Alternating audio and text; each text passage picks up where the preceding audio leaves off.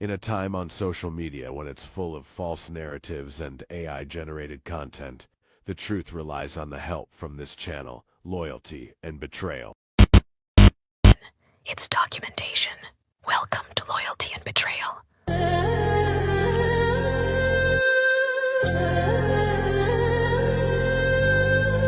Loyalty and Betrayal, what's happening with it, gang?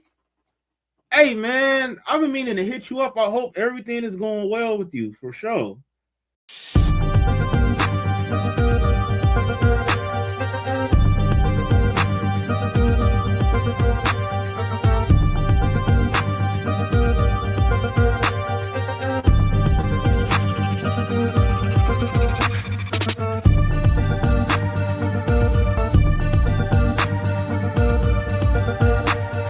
I forgave Wook, but I can't forgive Randy.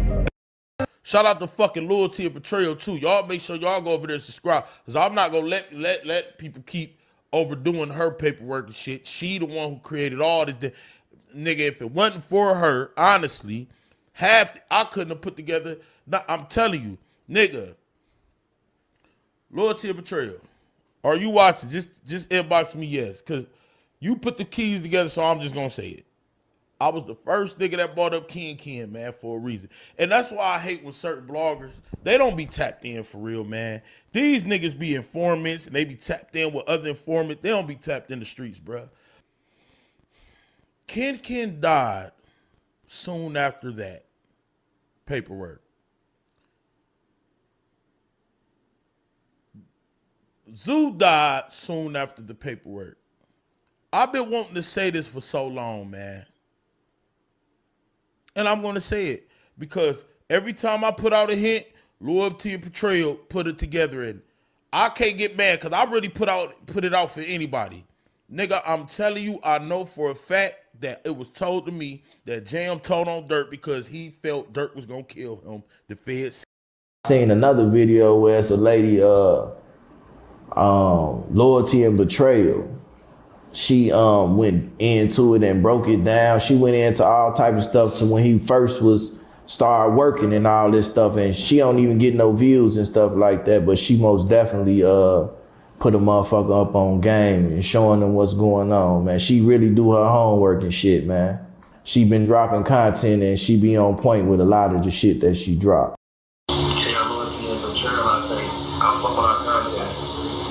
Loyalty and Betrayal. Loyalty and Betrayal, he said he fucked your content. Hey, Loyalty, fuck them niggas. Like, they don't know what they like, you know, you good in my eye. Like, you know, we chop it up every time. You put a nigga on game. You somebody I fuck with. I fuck with you more than a lot of little fans and shit. A lot of fans that I fuck with. I ain't gonna. Loyalty a good person. Yeah. Didn't you read the paperwork or something? Like, I thought that you got the paperwork. Oh, no, some Loyalty and Betrayal. That's another lady, she got paperwork. She dropped the paperwork and she sent it to me. And I covered it a little bit, but she most definitely is like the paperwork channel. Shout her out, by the way. Loyalty and Betrayal, honestly, is gonna get her flowers because she does her research. She does what she's supposed to do. She's actually the one that I feel like people take a lot of information from. They do. She sent me and a lot then she don't get the credit. Yeah, I shout her out as much as I can. But yeah, she most definitely hit me up all the time, making sure I get my story right. So I shout her out for sure. They say your name, okay. They say your name, okay. Time out, bitch. Clout chase. You don't clout chase. Steady clout chase. Steady clout chase. Clout. Steady clout chase. Clout. Steady. You know what I'm saying? It's just the truth out now. Let it die now. Yeah, for sure. You know what I'm talking about? Like, no, I'm saying like the truth out there now. Let it die now. What you gonna get on here and keep on? What we gonna keep on arguing about this shit or what happened? Like, it's over with. I told the story. That's the real story. The story that I told is the story. Look on Lord Truth. Look on Lord Truth. Look on Lord Truth. Look on Trap Lord Ross. So it was on the Loyalty and Betrayal channel.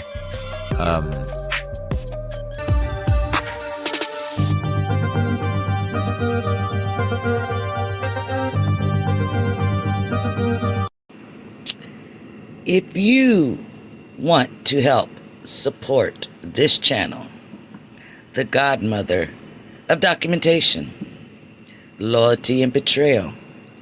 All you gotta do is scan the QR code for the Cash App or the PayPal, and I will receive those funds directly without YouTube getting half of the proceeds. And it would be greatly appreciated. And all funds will go back into making more content for this channel and for y'all's entertainment. Thank you.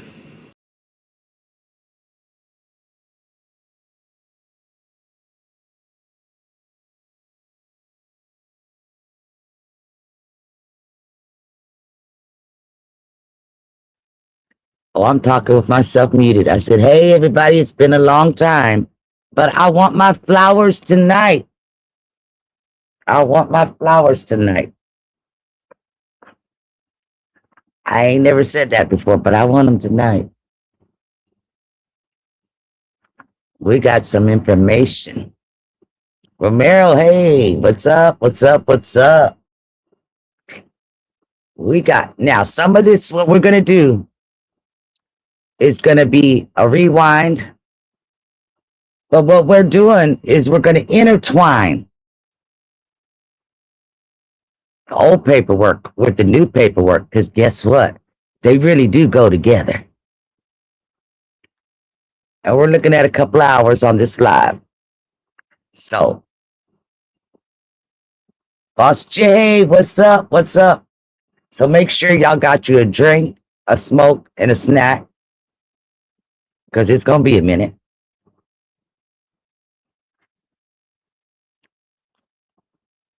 And shout out Baby Daddy. The other night, he was doing, he was playing T.I.'s new album, and he only had a couple dozen people in the chat. D-Love was one of them. And guess who showed up in his chat to honor him? Yep, Tip himself showed up in the chat and thanked him for playing his music on his live. I was so happy for him. I'm gonna have to go get me Little Weezy now. That's my two favorite, Lil Wayne and Tip. Man, I wouldn't know what to do. I'd do the same thing like him. I'd check first. Is it really him? I know D-Love checked. I saw you check in the chat too. See, if you got a wrench, you could actually check to see if it's really the person or not. If it's a fake profile or not, should I say. Y'all hear some giggling in the background? That's my granddaughter. She's on FaceTime with me. But she really ain't talking to me. She's watching something on her little tablet there. So I'm watching her watch her tablet while she's on FaceTime. So I figure, hey, it's a good time to go live. Divine, hey, what's up? You're in the house. You're in the house. And a lot of this information, y'all already know, Divine has worked with me on this information for the last couple of years. Some of it she found, some of it I found, but tonight I put it all together, and I think I even surprised her a little bit there. Now, Amory, they said hello. She ain't gonna hear me. She ain't listening to a damn thing I'm saying. Woman, you girl, because she ain't listening. All I see is the top of her head. That's it. She don't give it. Wouldn't surprise me if she had me muted. She 18 now. So, anyway, and she's getting a new place to live. Mimi, what's up? What's up? What's up? All right, so let me get this started. Stay. There's my man. There's one of my men. What's up? What's up? What's up? You're going to have to carry this one to work with you because it's going to be a couple of hours. William, CTA Media. William says he found it all. You got my chessboard. You got me. I'll give you the chessboard. William, help me out on the second chessboard that y'all haven't seen yet. Should I put that up here? Let me put that up here. Y'all haven't seen it yet. Maybe I should have used that one for this thing, the thumbnail, but let me see here, William. Where's that? Here we go. It's just too intricate. You can't tell who's who. This is the one that William helped me with.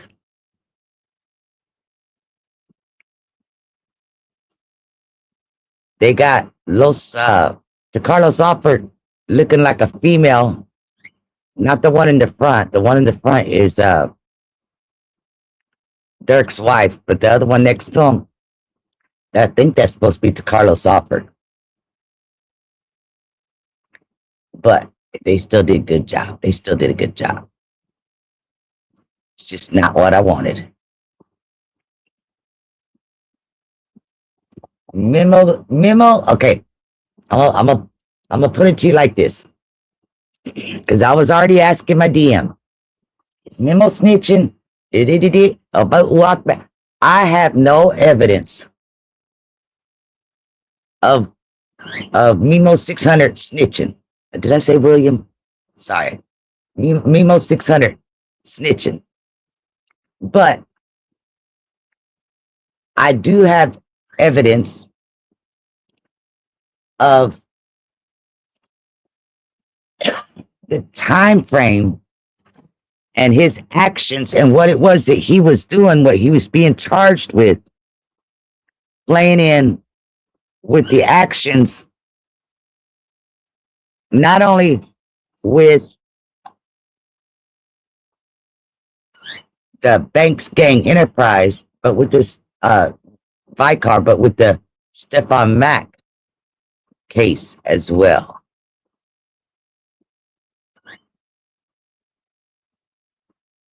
All right, Charlize, I see you.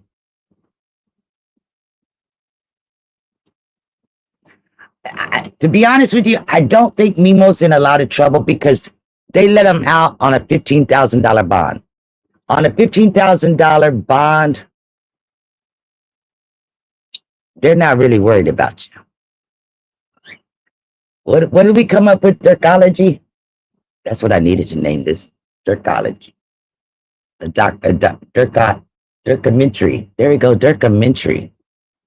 I like that one.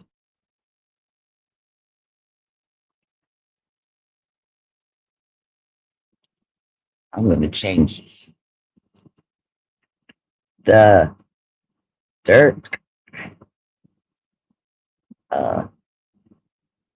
mentary. Like that. We're changing the name. The Durk-a-mentary. That's what it should be called. Trap Lord Ross is the Durkologist.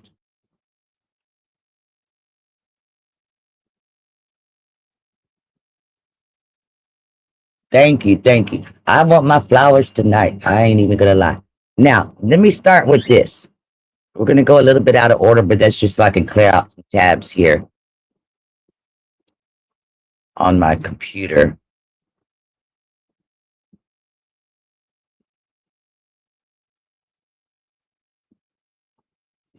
All right. So let me read y'all this story real quick. This is from June the 22nd of 2023. This article is actually about people being out on bond when they commit another crime, being on bond for a gun, and then they end up killing somebody, committing another crime, that type of thing, okay? It's a pretty short article. Chicago, 3 days before Christmas, Marcus Robinson was walking along the 7100 block of South Woodlawn when a stolen Hyundai pulled up next to him and 5 men got out with guns. All 5 men, using 8 guns, fired more than 39 rounds at Robinson, killing him. Officials said he was 24. On Thursdays, prosecutors filed murder charges against one of the men they believed was among the gunmen, Fred Taylor, 24. Taylor was on electronic monitoring for a pending stolen motor vehicle and aggravated fleeing case at the time of the shooting. Remember all these charges. He is the 60th person accused of killing or shooting or trying to kill or shoot someone in Chicago last year while having a felony case pending. At least 104 people were allegedly victimized in the crimes and 28 died.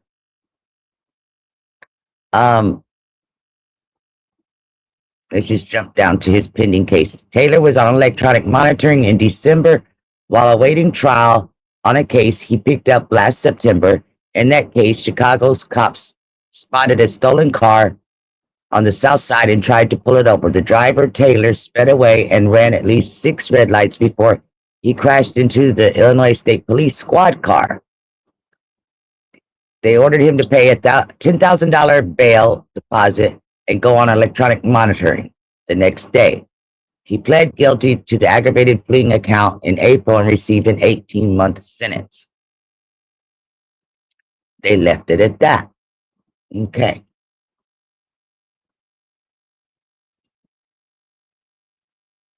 So we'll leave that at that. Now,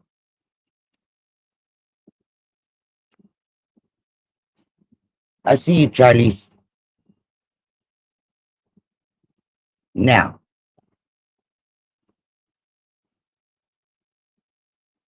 let's go to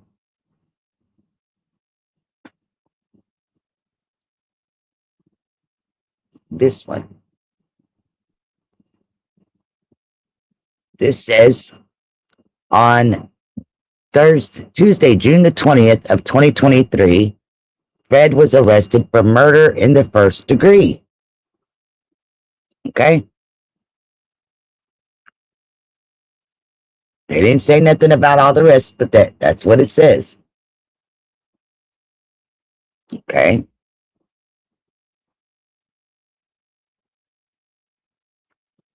Now we're going to take it one step further.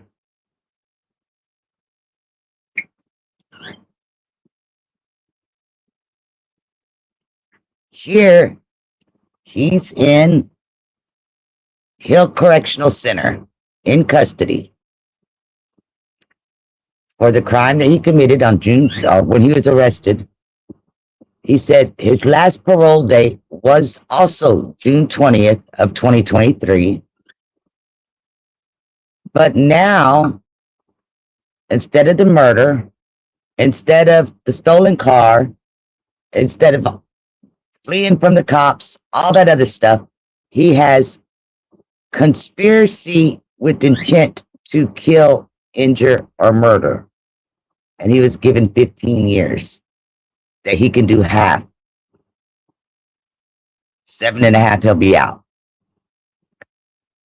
Loyalty and betrayal, godmother. Why is all that important? Oh, I don't know, maybe because I've been saying his name for a couple of years now, and ain't nobody paying me no goddamn attention. Tonight, you gonna pay attention. Baby girl, what's up? Tonight, y'all gonna pay attention. Y'all ready? Here we go. I'm gonna mute myself so we don't have the echo. This is a mini documentary on an open case still. So we won't be able to give the end results as the trial will not start until 2026. But for the purpose of this mini documentary, I'm going to try to catch everybody up on so many things that they have missed in this case, as well as present you with things that have never been seen before in the public, things that are not even listed in the federal documents that have been released to the public, that you will only see in the footage that nobody else has, except for loyalty and betrayal, right here, right now. Now, on this thumbnail here, you might say, oh yeah, I know about half those people on there. Okay, what about the other half? Do you know who they are?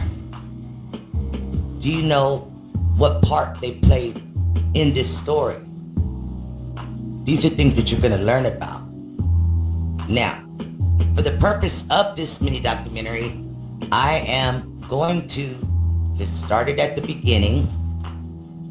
And if you find yourself feeling like, okay, I already know this part, feel free to hit that fast forward button. But in order to cover for everyone, because everybody is on different levels with their knowledge in this case, in this story, it's only fair for me to start from the beginning and go all the way to the end. And when I say the end, as of right now, starting this recording, if you look over on the bottom right-hand corner of this thumbnail, you should be seeing two pictures, partially, from the footage from the Stephon Mack crime scene that you've never seen before. Why? Because again, I'm the only one with that footage. So, sit back, enjoy, take notes, and I hope we all learned something today. All right, folks, let's go back in time a little bit. You can see that this is a screenshot of the live stream I did on December the 4th of 2023. Now, to refresh your memory, December the 4th of 2023 was, I believe, the last day that Trenches News had taken the stand in the O Block RICO case. And in this live stream, I had started out in the first, 20 minutes or whatever, I was making some other announcements and stuff. So I went ahead and I cut that off for the purpose of this video. But I went into asking the audience, do y'all think that Durk is going to be charged for a murder for hire? And if you see here, the comment on the screen, how could we stoop so low? Those of y'all that should know, that's a personal friend of mine who's recently passed away. But that's Duck's cousin, Big Dale. And he says, if not this case, but the next one. And what he's referring to is not in the O Block case, but there was an OTF RICO going to be coming. That was going to be a murder for hire. That's what I felt as well on December the 4th of 2023. And then I proceeded to start going over the paperwork, and I also tell you why I feel that way. So, let me start off with that. Thank you right there. Booyah! And I can even tell you what video they're going to be playing. I can tell you what video they're going to be playing in that trial. So, let's start. I tell you what. Let's start with that thing. Mind you, this is December 4th of 2023 when the Stephon Mack paperwork came out.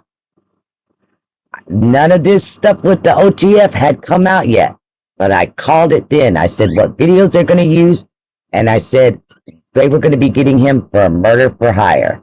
And booyah. All right, so y'all know what video we're referring to. And that was recorded late on February 17th into the 18th. And like I stated in the original live, remember these two at the top much later in this video, which is the leader of Mike City and Little Fred. Now, this was a pre-recorded live that I did that I'm sharing with parts of it with y'all, not all of it, because originally it was like 3.5 hours long.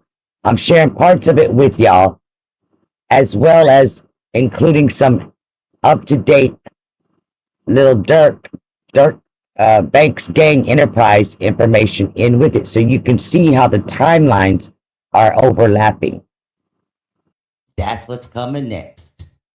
So everybody's been guessing that those lyrics about not posting on the internet was about this Rico.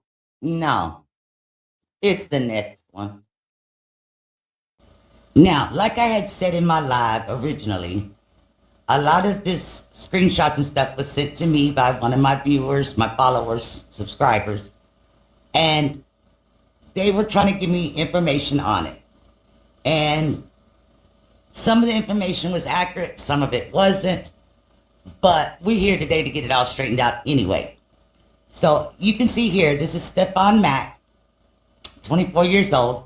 He was shot and killed, and that is the murder for hire case that is being discussed at this time. And as you can see off to the right, it says that he had ties to 051 Melly. They were actually related to each other. But that's not the sole reason. That was kind of like the sprinkles on that cupcake. But that's not the sole reason why he was taken out. Now, on the next couple of screenshots is the reason I feel like a lot of people may have gotten things confused. And they were saying that Stephon Mack, youngin', was the one that had killed D-Thing, when in fact he was not. Here you can see it says that he was killed in January of 22. Durk and OTF Chug was celebrating on IG when he died and said, for D-Thing. So let me show you those screenshots. And like I said, these were posted up right after the homicide. You can see where it says, Chug posted up, LOL, damn sad case. Hashtag do it for D-Thing, bitch. And Lil Durk said, OTF for D-Thing, aha. So that tells you what them lyrics were about. Easy and simple, no questions asked. Now it's turned into truly a sad case for you guys, though. And as far as Fat D-Thing's baby mama, wife, whatever, when she made this post is still accurate as of today. D-Thing killer ain't safe. I bet that guy's hype. Now, as mostly everybody knows, AJ, Anthony Montgomery Wilson, is from Mike City. He's the one that actually pulled the trigger and killed Stephon Mack, aka Youngin, back in January of 2022. Stephon Mack was from Smashville. Now, he was also a relative of 051 Melly. And he was also an important member of Smashville. The authorities have him listed as being the leader. That's been debated whether or not that's true. I want to talk about it. I just be playing. Man, you gotta get your girl, man. You gotta be faithful, bro. I gotta go up on that. You gotta get like me. You gotta get like me. You gotta get up on the album. Come out of that, though, G. What's wrong? You know you're a little E. Back then, the BDs claimed his death was part of Get Back for D-Thing, who was killed in the summer of 2021 by a Dump Street member. So even though Stephon Mack was not part of Dump Street, he was very close with the members of Dump Street and the one that actually pulled the trigger on D-Thing, which we now know is Gigi's puke. Now, that was supposed to be part of the Get Back. So, Melly being related to Stephon Mack, like I said earlier, was only the sprinkles on the cupcake as for the reason for Stephon Mack being killed. Now we're gonna go deeper into this. So let me go a little bit out of order here real quick.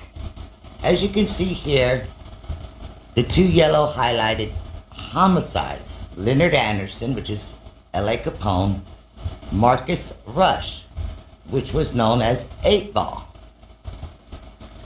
And as you can see here, by the bold date shown, Leonard Anderson's case was closed August the 23rd of 2014. They already know who did it, case closed. Marcus Rush's case is still open and doesn't really look like it's been investigated at all, other than by the streets.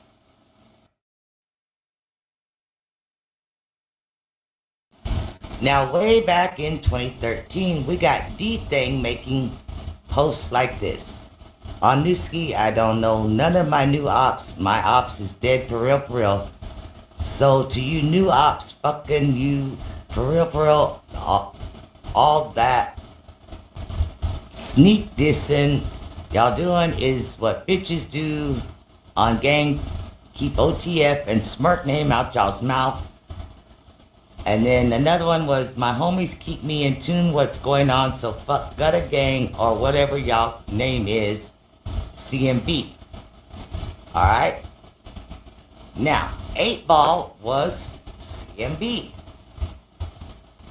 Now, I couldn't find any real evidence of what I'm fixing to say, but they said that 8 Ball was dissing really bad on Twitter or something when L.A. Capone was killed, and it just so happened that D-Thing and Polo found 8 Ball lacking right soon after, and so it was just a crime of opportunity that they killed him.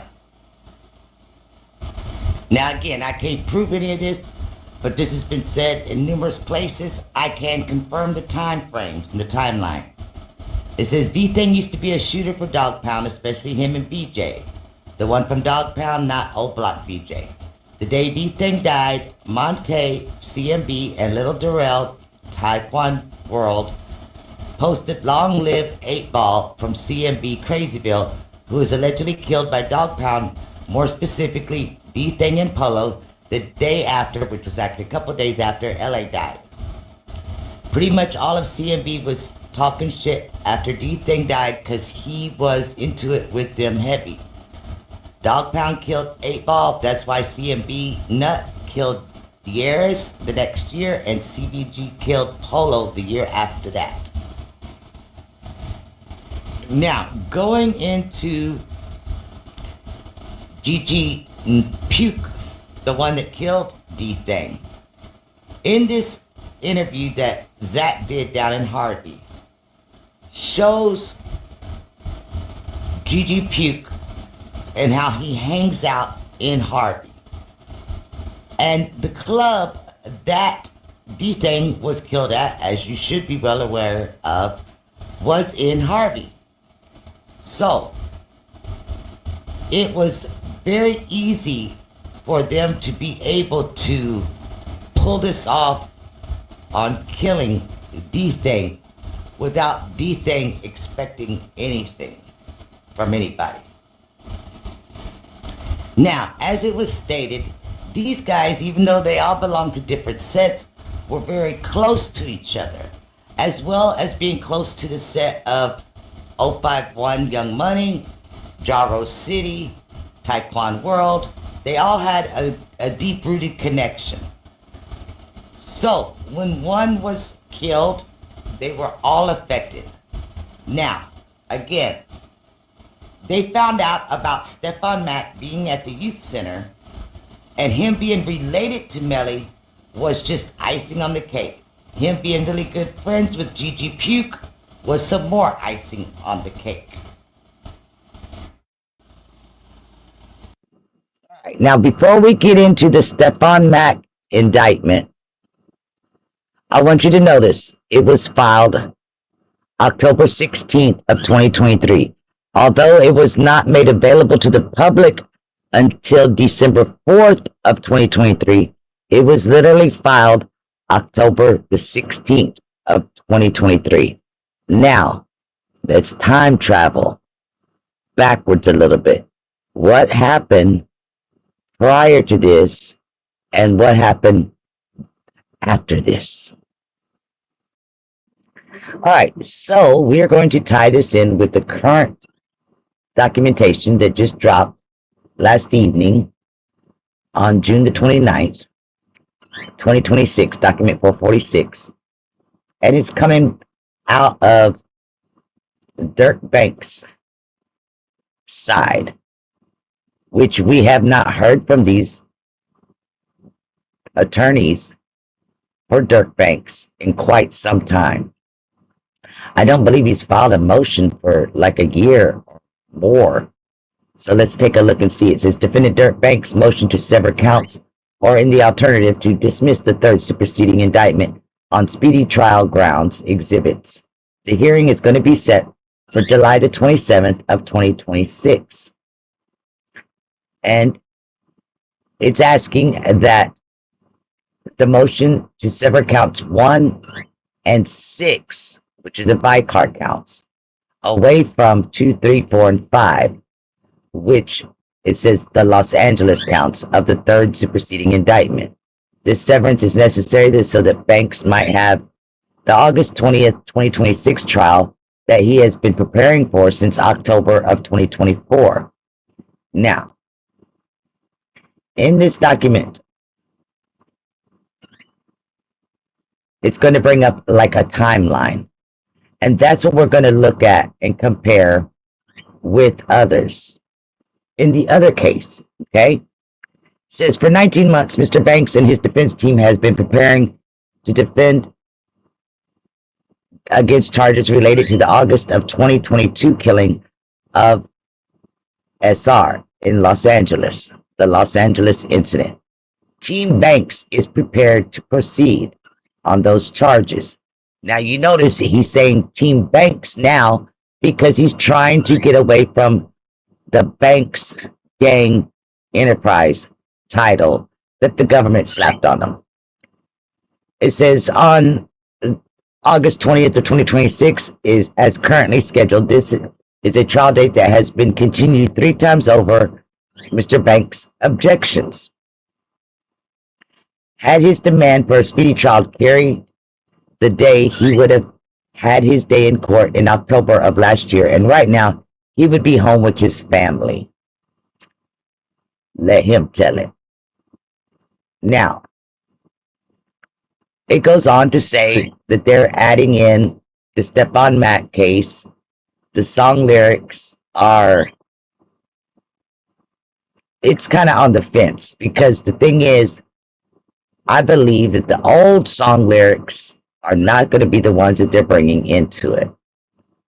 They had the other ones approved, which has Dee Dee and some others from Dirk. Those were approved, but the way Drew wrote this up is like if it was not approved. Okay? Then it says in January of this year, State's Attorney's Office had turned over all the discovery related to the Chicago murder. But it had not. The government announced in February that it was taking the Chicago incident off the table. The defense and the court proceeded for months in reliance on that representation, along with an array of other government representations about what other bad act evidence it would and would not seek to introduce at trial. The government now attempts to undo all that the parties and the court have worked for, less than 3 months before trial. It supersedes for a third time, reinserting the Chicago incident into the playing field and adding inflammatory accusations it could have charged from the start, including an alleged attempted murder in Atlanta in 2019. So they're going all the way back to 2019, which is a few years before the Stephon Mack homicide. It says, robbery, theft, and a multi-state drug trafficking operation, document number 423, which was the third superseding indictment. Now, somebody inboxed me and asked me if I believe that they're bringing Memo into this because he's the only OTF person that has had recent drug charges where he had the 2 bricks and they dropped it down to less than 10 grams. I still believe that he is going to play a part in this, but there's others as well, as we're going to see. Further, the government now asserts that because it has superseded for a third time, all prior litigation on the music admissions have been not. In two successive new supplemental notices, 37 and 40 pages long, respectively, it reserves the right to seek admission of significant amount of previously unnoticed music lyrics and videos. That's new stuff, basically. Regardless of whether this is the government's gamemanship, ineffectiveness, or something else altogether, what the government is doing here imperils the constitutional right of a man who is presumed innocent, but nonetheless languishes in jail. Happens to the best of us. Now, I will tell you this much. The courts do not like it when one side or the other starts throwing around negative comments like this towards the other one, trying to throw shade at the other one. In situations like this, where a defendant would otherwise suffer such prejudice to a fundamental right, the law affords the court wide discretion to separate trials of counts contained in the same indictment. And it refers to another federal crime or procedure.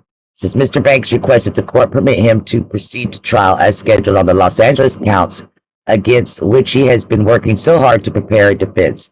In the alternative, if Mr. Banks is forced to defend against additional serious charges, and the government could have, with due diligence brought in the first instance, the government has in essence forced a continuance.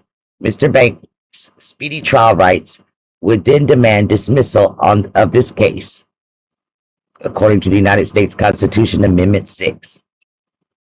Now, here is the factual background. Okay? It says this case has been taking shape for almost 19 months.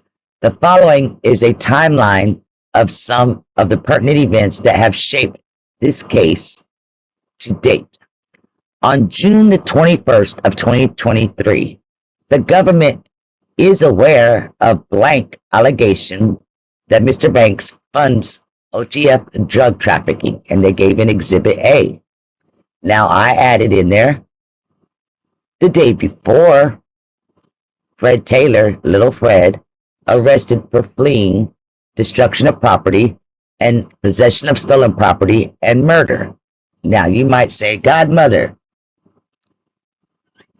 what does that have to do with the other? A lot of people probably were arrested on June the 20th. True. But a lot of people were not involved in the Stephon Mack murder and have not been charged or indicted. Okay. Now, the next thing we see here is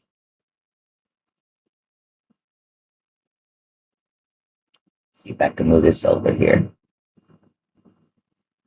Get it big enough for y'all to see it. Like I said, October 16th of 2023 is a Stephon Mack indictment that was filed. A year and 1 day later, 1 year and 1 day later,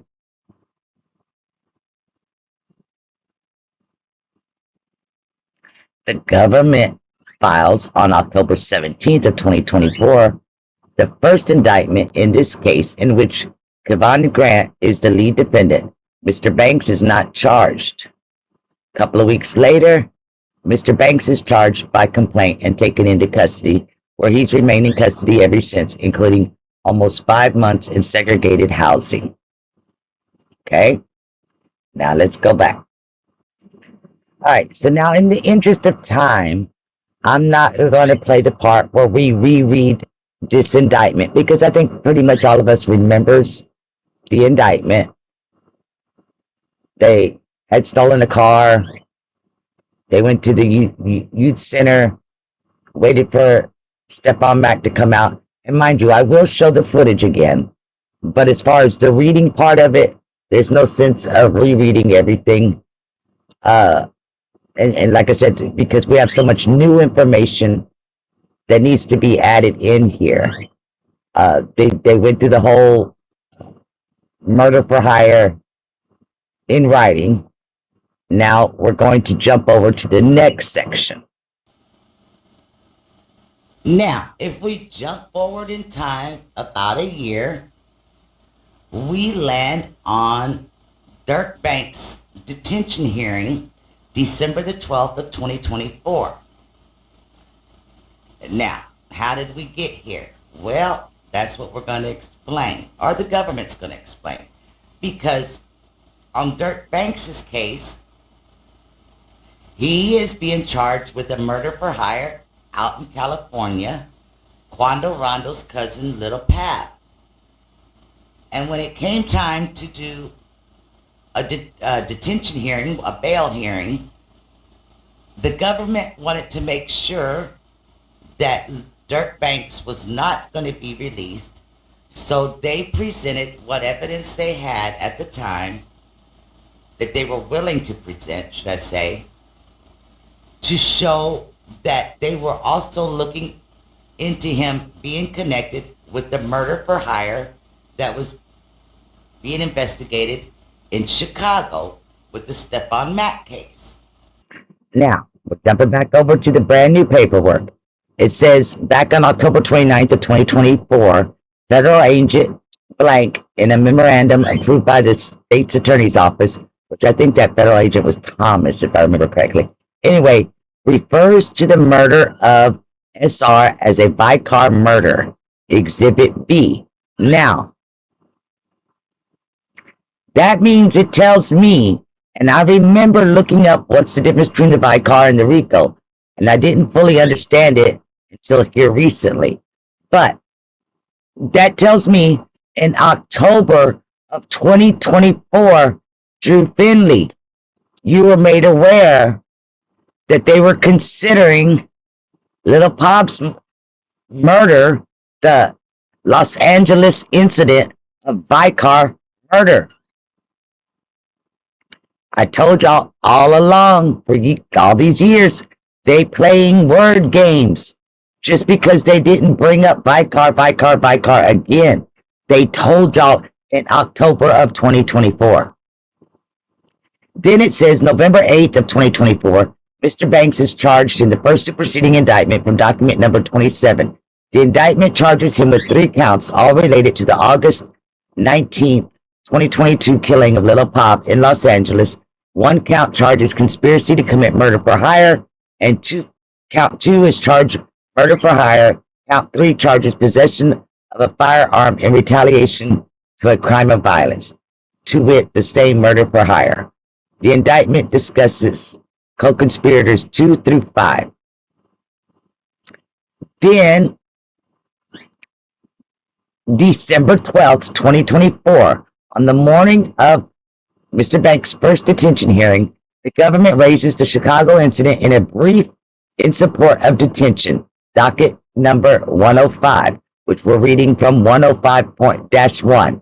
The brief cites a search warrant affidavit from the Northern District of Illinois for the proposition that Mr. Banks offered money for people to kill those responsible for his brother's murder, and more specifically offered to pay money for any gangster disciple that is killed.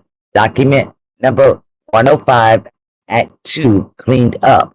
The affidavit attached as an exhibit to the brief relays that a confidential source reported the same. Document number 105 at paragraph 12, which is from the Stephon Mack case. We're going to see that here with the documents as we go through them again. So as you can see here,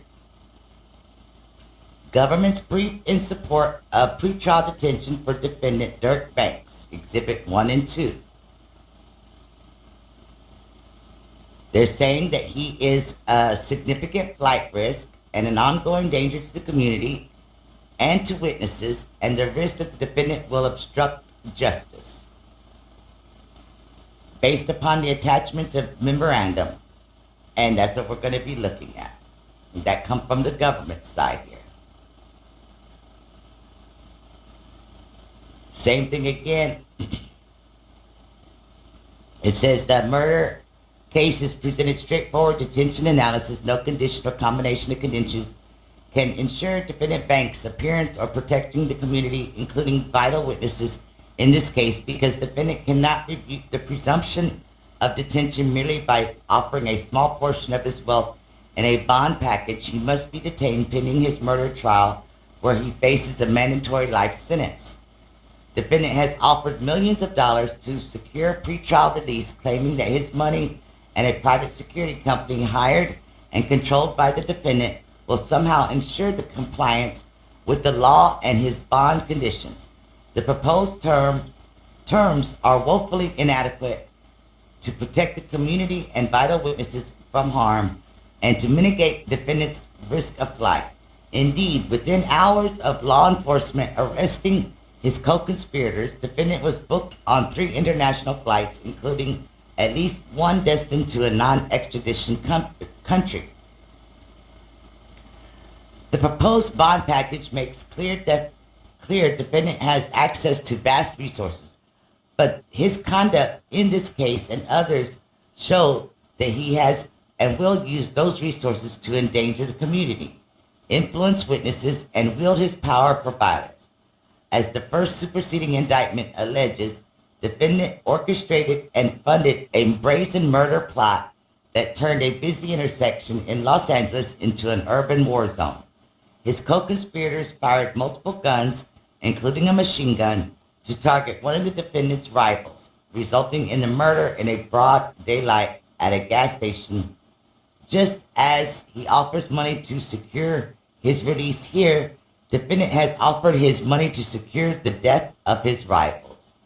That afternoon in Los Angeles, attempting to collect on the defendant's promise of monetary reward, the shooters opened fire at the defendant's rival, killing the rival's family member, SR. Defendant showed no remorse following the murder and instead mocked his rival and sought to commercialize SR's death by rapping about his revenge. No, we're not going to get into a debate about the damn song again. But even if the allegations in this case weren't enough to detain defendant, which they are, a separate federal case in Chicago also underscores why defendant cannot be released pending his trial. As alleged in a recently unsealed search warrant affidavit in the Northern District of Illinois, defendant offered money for people to kill those responsible for his brother's murder, and more specifically, offering to pay money for any gangster disciple that is killed. Evidence collected in this case also shows defendant has allegedly placed monetary bounties to solicit other murders, including a family member of a witness. That's in the California case, I believe, is what they're referring to. Defendant's modus operandi is clear. He will use his power, his money, his influence, and any pretrial release to endanger anyone who he perceives as a threat, including witnesses in this case. Since defendant's offenses are serious, brazen, and deadly, the defendant caused 6 hitmen to travel to Los Angeles to commit a machine gun murder in broad daylight. Defendant allegedly financed the murder plot and offered to reward the killers by paying a bounty for the murder of his rival. As discussed above, this bounty was not an isolated event. It was how defendant led his organization and conducted his business. Defendant uses his power, influence, and vast resources to promote and perpetuate violence with deadly consequences. The fact that the defendant is charged with orchestrating the murder plot, taken together with the strong evidence establishing his guilt, is alone sufficient to warrant his detention in this. Defendant has already shown he is willing to put his wealth behind pursuing violence, including and allegedly offering a bounty to kill a family member of a witness, which is under seal, so we don't have any details on that. No condition or combination of conditions can ensure the safety of witnesses or others involved in the prosecution if defendant were to be released. Indeed, defendant could have committed every overt act in this case while on supervision, as he was operating in a clandestine fashion, largely through criminal intermediaries. Moreover, the defendant has already shown that he cannot abide by even the simplest of conditions imposed upon him while he's already been in custody at the MDC. Despite clear instructions to not engage in three-way calls, the defendant has repeatedly abused the phone system at the MDC to engage in such conduct. His actions is in an already restrictive condition of confinement shown that there is a potential risk that he cannot and will not abide by bond conditions on his own accord outside the purview of the United States Marshal Services and the BO. Now, the importance of this document is how many different other people were involved in this case that are not mentioned and won't be because they plea bargained it out. Getting search warrants for cell phones, okay? And of course it was approved. And it's several different cell phones. Now we go through the whole Thomas Callahan's resume, which we don't need to know. It's irrelevant to the information that we want to know about. Now, it says this affidavit is made in support of an application for a search warrant for information associated with certain cellular telephones, assigned call numbers, information associated with the cellular telephone assigned call number ending in 2969 that is stored at the premises controlled by AT&T Wireless. Subject 1 phone, which is AJ's phone, the one that he left in the car, okay? And information associated with the cellular telephone assigned call number ending in 6584, which is his second cell phone number that he got when he had his girl report the first one stolen. That is stored in the premises controlled by T-Mobile. Then we have subject phone number 3, which is Marley's. And that says it is associated with the cell phone number ending in 0673, which is at T-Mobile. Subject 4, which turned out to be the brothers, has a cell phone number ending in 4696 that is stored with T-Mobile. And then we have cell phone 5, collectively the subject's phones. Now, they're not telling us what that phone number is there. The information to be searched is described in the following paragraphs and in attachment A. This affidavit is made in support of an application for a search warrant under the United States Code Title 18 to require AT&T and T-Mobile to disclose to the government copies of the information further described in Section 1 of Attachment B. Upon receipt of the information described in Section 1 of Attachment B, the government authorized persons will review the information to locate items described in Section 2 of Attachment B. As set forth fully below, the FBI is investigating allegations that Anthony Montgomery, also known as Anthony Montgomery Wilson, and Preston Powell used facilities of interstate commerce with the intent that a murder for hire be committed in violation of Title 18 United States Code Section 1958 and 2. That Montgomery and Powell and others conspired to use facilities of interstate commerce with the intent that a murder for hire be committed in violation of Title 18 United States Code Section 1958. and that Montgomery possessed a firearm as a convicted felon under United States Title 18. Specifically, the FBI is investigating allegations that Montgomery and Powell murdered Stephon Mack on January the 27th of 2022 in violation of the laws of the state of Illinois as considered for the receipt of something of pecuniary value. Mack was shot and killed by two assailants while leaving the Youth Peace Center of Roseland. The two assailants exited the parked stolen car and began firing at Mack as Mack walked across the parking lot. As the two assailants were driving into the parking lot, Powell used subject phone number 3 and exchanged several phone calls with the user of subject phone number 4. Law enforcement believes that subject phone number 4 is typically used by co-conspirator A, which the brothers, they have named him co-conspirator A and B. But, for the reasons set forth below, may have been used by co-conspirator B, which is co-conspirator A's brother, at the time of the exchange of calls between Marley and the brothers.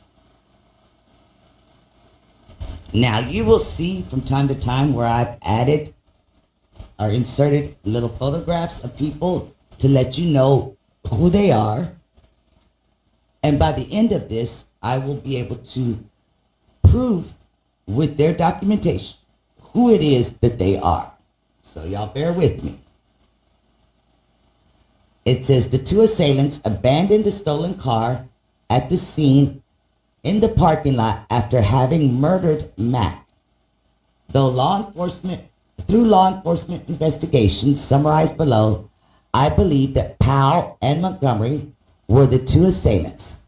After the murder, Montgomery left his cell phone, which is subject phone 1, inside the stolen vehicle that Montgomery and Powell used to commit the murder. Powell called Montgomery 3 times on AJ's phone from Marley's phone 3 minutes after the shooting. As Powell and Montgomery had split up on foot in different directions, and Powell was likely unaware that Montgomery had left his phone inside the vehicle used to commit the murder. 34 minutes after Mack was murdered, Montgomery's girlfriend, the listed subscriber for AJ's phone, called AT&T to report AJ's phone stolen.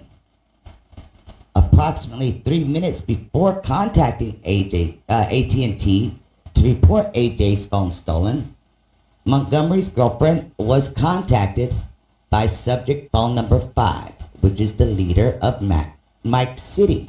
5 days after Montgomery abandoned his phone in the stolen car, he obtained a new cell phone, which is subject phone number 2, as set forth below.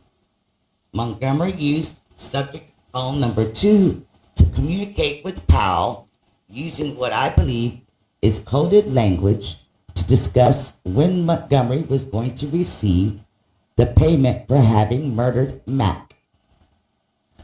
In February of 2022, law enforcement seized AJ's second phone from the Montgomery incident to his arrest in an unrelated case. It's got the footnote number 1 here.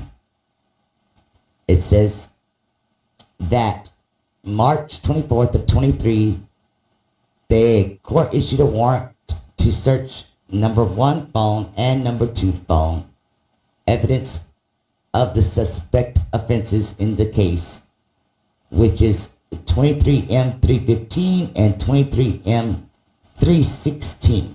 Now, here's the crazy part. Everything under those cases are sealed up. Let me show you. Now, here is the one for 315. It says it was last updated June the 29th. It was filed originally on March of 2023.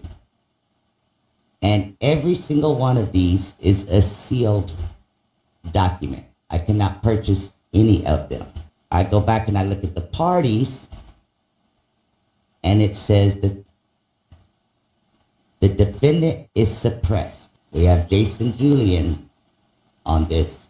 This is out of Chicago. Now, we look at 316. Same thing. Everything is suppressed. The defendant on this one is suppressed as well. Jason Julian's running this. Things to make you say, So now we come back over here. For the reasons set forth in further detail below, there is probable cause to believe that the location of AJ's phone, Marley's phone, and the brother's phone at the time of the murder and in the hours leading up to the murder will lead to evidence of the subject offenses, and that the location of the leader of Mike City's phone in the period of time after the murder will lead to evidence of the subject offenses. Pay attention, folks, to the words. The statements in this affidavit are based on my personal knowledge and on information I have received from law enforcement personnel and from persons with knowledge regarding relevant facts, because this affidavit is being submitted for the limited purposes of securing a search warrant. I have not included each and every fact known to me concerning this investigation. I have set forth facts that I believe are sufficient to establish probable cause to search the information described in Attachment A and seize the information identified in Attachment B for the evidence of subject offenses. Background on the Smashville Gangster Disciples and the Mike City Black Disciples, And I shared with y'all this map earlier. As part of this investigation into the general background and geographic territories occupied by certain factors of the Gangster Disciples and the Black Disciples identified below, the FBI has spoken with Chicago Police Department gang officers who are familiar with the Gangster Disciples and the Black Disciples, multiple members of the Smashville Gangster Disciples, and multiple FBI confidential human sources. Multiple, not just one, folks, with knowledge of any gang activity on the south side of Chicago. Based on my training and experience, and through conversations with CPD gang officers who are familiar with the Gangster Disciples, I know that Gangster Disciples are commonly referred to as GDs, and Black Disciples are commonly referred to as BDs. According to Smashville Member 1, the Smashville GD controlled territory in the vicinity of 83rd to 87th Street and Ashland Avenue to Damon Avenue. Then it has a footnote number 2. It says Smashville Member 1 is a Smashville GD, and their criminal history includes multiple arrests for manufacturing, delivering of cannabis, armed robbery, firearms violations, and first-degree murder. Smashville Member 1 has 2 convictions for dangerous drugs, 2 convictions for weapons offenses, and 1 conviction for invasion of privacy. Going back up here, Smashville GDs have been in a deadly conflict with neighboring Killer Ward GDs and other neighboring gangs that operate and commit violence in the city of Chicago, including neighboring sets of the Black Disciples. For example, Chicago Ballistics Information Alert firearm revealed that a firearm recovered from a known Smashville member, they got it redacted, matched shell casings recovered from Mike City Black Disciple territory at 8606 South Morgan Street in Chicago on or about December 24th of 2016. According to confidential human source CHS1, Mike City is a faction of the Black Disciples that controls territories and operates in the area of South 85th Street to 87th Street, from Carpenter Street to Sangamon Street on the south side of Chicago. Then we have a footnote number 3. And on footnote number 3, as I've stated before in the past, for all the people that are saying that this is Trenches News, we know that it is not, for the simple fact the way that they describe him as being accurate and reliable. It says CHS-1 is an FBI confidential human source with an extensive knowledge of gang activity on the south side of Chicago. CHS-1 has worked with the FBI for over 5 years and has been paid approximately $12,000. And we know that Trenches News has been paid a lot more than that. CH1 has provided accurate and reliable information on numerous violent acts conducted by gang members on the south side of Chicago that have been verified by law enforcement and have been used to prosecute individuals in the Northern District of Illinois. CHS-1 is a former gang member and has one misdemeanor carrying possession of firearm conviction. Background on the victim, Stephon Mack. According to Smashville member number 2, at the time of his death, Mack was the suspected leader of Smashville GDs. Footnote number 4. Smashville member number 2 is a Smashville GD member, and their criminal history includes arrest for possession of controlled substance, unlawful use of a weapon, delivering, manufacturing, possession with the intent to deliver cocaine, murder, intent to kill or injure.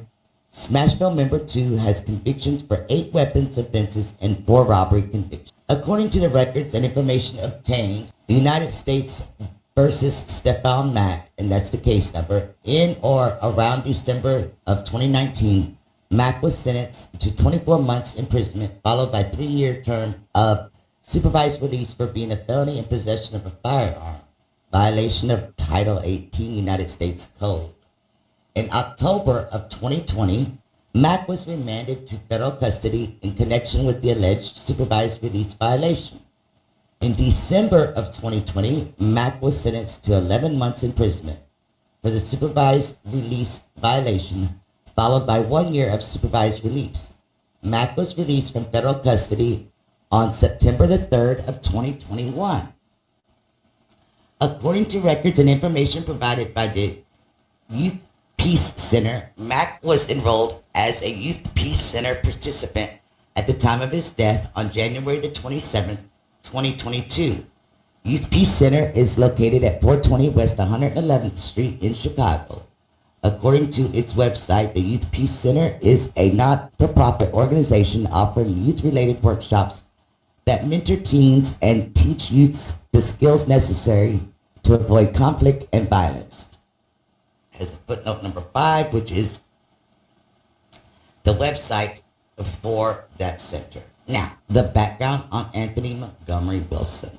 According to CHS-1, Montgomery is a Mike City black disciple from the south side of Chicago. Montgomery, circled in red on the left below, has been pictured with recording artist Dirk Banks, aka Little Dirk, circled in red on the right below, who according to CHS-1 is also a black disciple from the south side of Chicago. Let's blow this up for y'all. This is Dirk. This is AJ, Barney, Pluto LaFleur, and a lot of other guys. This is the actual corner where that photograph was taken. And looking at the map, it's right on the border edge of Taytown. Number 16. According to CHS-1, the leader of Mike City, and it's redacted, circled in red below, has ties to rapper Little Durk and has been in rap videos with Little Durk, circled below in red on the right. And this is on the map showing you how the distance between those two sets are. This is supposed to be the leader of Mike City. Don't forget, he returned to the scene of the crime, as stated above. Now, number 17, according to CPD reports, Powell has spent time living on Carpenter Street, which is located in Mike City BD territory. According to CPD report, Powell was a victim of simple battery that occurred in April of 27th of 2010.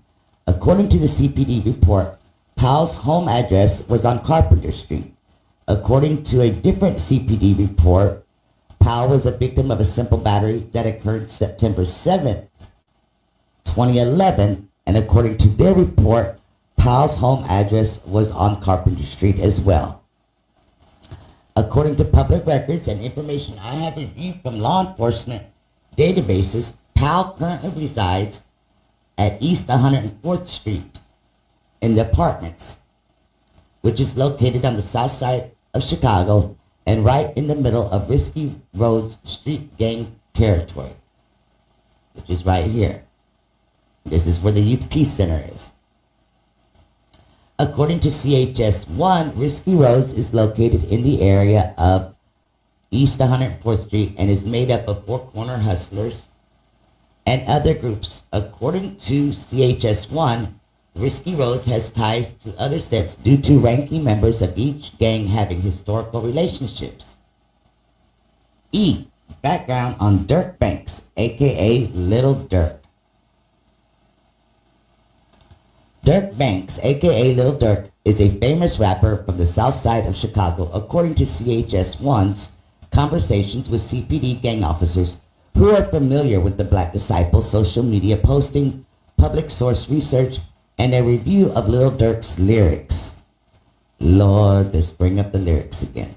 Little Durk is a member of the Lamron faction of the Black Disciples, according to CPD records. Little Durk's brother, Dante Banks Jr., aka D-Thing, was shot and killed outside of a nightclub in Harvey, Illinois in June of 2021. At that point, CHS-1 reported that Little Durk was and is still offering money for people to kill those responsible for his brother's murder, and more specifically, offering to pay money for any gangster disciple that is killed. Now at 6, the brother of local rapper Lil Durk is dead after shooting at a club in Harvey this weekend. A police officer also injured. WGN's Kelly Davis is live at the Harvey Police Department to explain what happened. Kelly? Good evening. Harvey police tell me they were doing a routine safety patrols at Club O as it was closing late Saturday night into early Sunday morning. That's when this all went down and multiple shots were fired. Then 2 hours later, another fatal shooting. Police say they are looking into possible retaliation at play here. Club O is quiet this evening, but police say there was a chaotic scene at the strip club early Sunday morning. Multiple shots were fired and lots of weapons were found at the scene. Dante Banks was killed when he was shot in the head. Banks is the older brother of locally known rapper Lil Durk. The 32-year-old is also a rapper who performed as D-Thing. Shortly before Banks was shot, about 500 feet away, police say Officer E. Muhammad heard gunshots and saw someone with a gun at the club. There was some sort of altercation and the officer was shot in the thigh. A spokesperson from the police department says Muhammad was treated and released in good condition, but it's unclear if the officer was targeted or if he returned fire. Around 2 a.m. on Sunday morning, about 2 hours after the shooting at the club, there was another fatal shooting. Police tell me this one happened on West 55th Street, where 39-year-old Seneca Price was killed. We are still looking for more information on that shooting, but right now police say no one is in custody for any of these shootings over the weekend. Live at the Harvey Police Station, I'm Kelly Davis, WGN News. All right, Kelly, thank you. Now, number 20. CHS-1 has also indicated that D-Thing was killed by members of Dump Street. According to CHS-1, Dump Street is a GD faction of the south side of Chicago. According to CHS-1, Dump Street member Individual A was a close associate of Mack. According to law enforcement records, Individual A is currently in pretrial custody for allegedly having committed a double murder that took place in Country Club Hills, Illinois. Stephon Mack's murder. According to records and information provided by the Youth Peace Center, Mack arrived approximately at 12:07 on January 27th of 2022. Based on the video surveillance footage provided by the center, at approximately 2:22, while Mack was still inside the center, a 2014 black Chrysler sedan with tinted windows carrying the shooters drove into the center's parking lot. The Chrysler initially parked on the east side of the parking lot facing the center. At approximately 2:25, the Chrysler moved to the west side of the lot facing eastward. The shooters remained in the Chrysler for approximately 40 minutes, apparently waiting for Mack to leave the center. Based on video surveillance footage provided by the center, Mack exited the center and began walking across the parking lot at 2:59. As he walked towards his car, two masked individuals emerged from the Chrysler, one from the driver's side door, shooter A, which is AJ, and the other from the passenger side door, shooter B, which is Marley. They began shooting at Mack, who fled eastbound away from the shooters. Based on the video surveillance footage provided by the center, as well as information provided by CPD concerning Mack's autopsy and the recovered evidence at and around the crime scene, shooter A pursued Mack on foot and shot him to death with a Ruger AR-556 rifle. Based on Ring camera footage obtained from the residence located on the 300 block of West 110th Place, after killing Mack, I believe shooter A fled eastbound away from the center, and as he did so, the Ringer footage captured shooter A yelling something to the effect of, "Marley, yo, come on, Marley." You can see here, this is the center, this is the parking lot, this is the field, the tracks, and this is where he come walking back up, and he turned this way to go dump that gun. See him here? He walked back up this way and he took a left. According to records and information provided by CPD, a Ruger AR-556 rifle bearing that serial number was recovered in the backyard of a vacant residence located on the 300 block of West 111th Street, which is approximately 0.1 miles east of the center. FBI is awaiting analysis from Illinois State Police Laboratory to determine whether it was the rifle used to shoot and kill Mack. Now, what we know, fast forwarding in time, it did match up. According to records and information obtained from the Bureau of Alcohol, Tobacco, Firearms, and Explosives, that Ruger rifle was purchased by individual B at a federal firearms license located in Atlanta, Georgia, on or about October the 1st, 2020. Which was a month before Vaughn was killed in Atlanta. Hold up, pump your brakes. Now let's jump over to Memo 600's paperwork. It says Memo 600 was pulled over on a traffic stop and they saw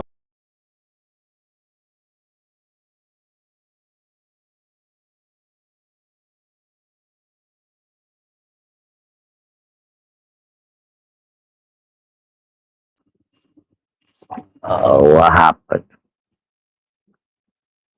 What happened?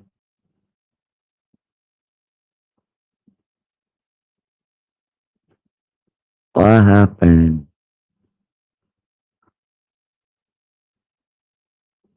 Hold up. I don't know what happened.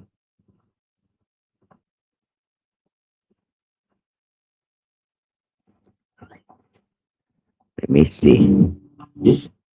Let me see. Oh, from December the 1st. How far in were we?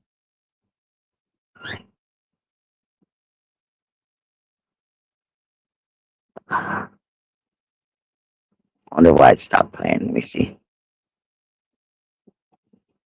Don't start all over.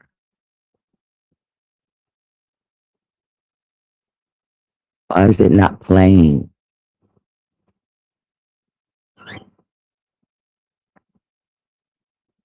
Remove it. Alright, let me put it back up. See what happens.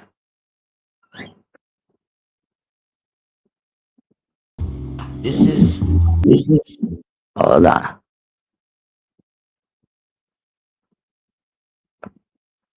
We're past that. You can see here, this is the center. This is the he walked back up this way and he took a left. According to records and information provided by CPD, A Ruger AR-556 rifle bearing that serial number was recovered in the backyard of a vacant residence located on the 300 block of West 111th Street, which is approximately 0.1 miles east of the center. FBI is awaiting analysis from Illinois State Police Laboratory to determine whether it was the rifle used to shoot and kill Mack. Now, what we know, fast forwarding in time, it did match up. According to records and information. All right, hold up.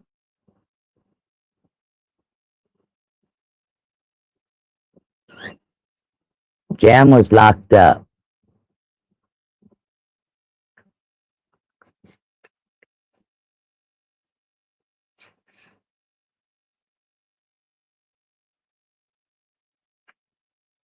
Okay.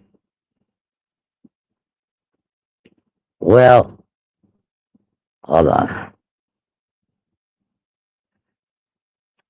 You gotta take that with a grain of salt because it's possible, but there's a lot of things that are said over there that turn out not to be true.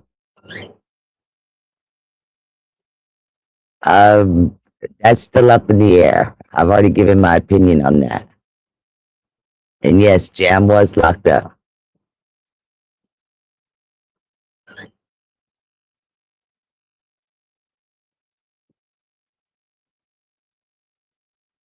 I'm not sure who you're talking to, Jamal.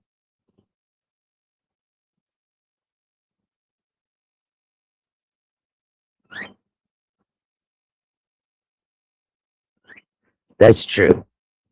That's true. If you believe, especially if you watch the beginning of this live, I was showing how a lot of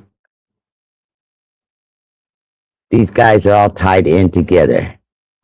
And yes, Divine has copies of damn near every document that I have.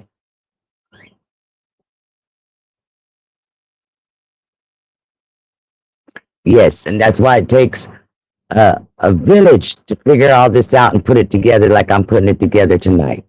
Obtained from the Bureau of Alcohol, Tobacco, Firearms, and Explosives. That Ruger rifle was purchased by individual B at a federal firearms license located in Atlanta, Georgia, on or about October the 1st, 2020, which was a month before Vaughn was killed in Atlanta. Hold up, pump your brakes. Now let's jump over to Memo 600's paperwork. It says Memo 600 was pulled over on a traffic stop and they saw.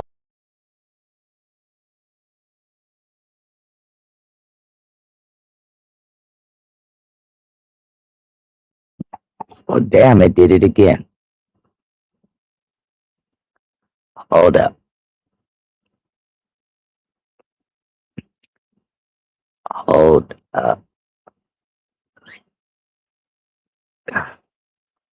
Where are we at on this? 103.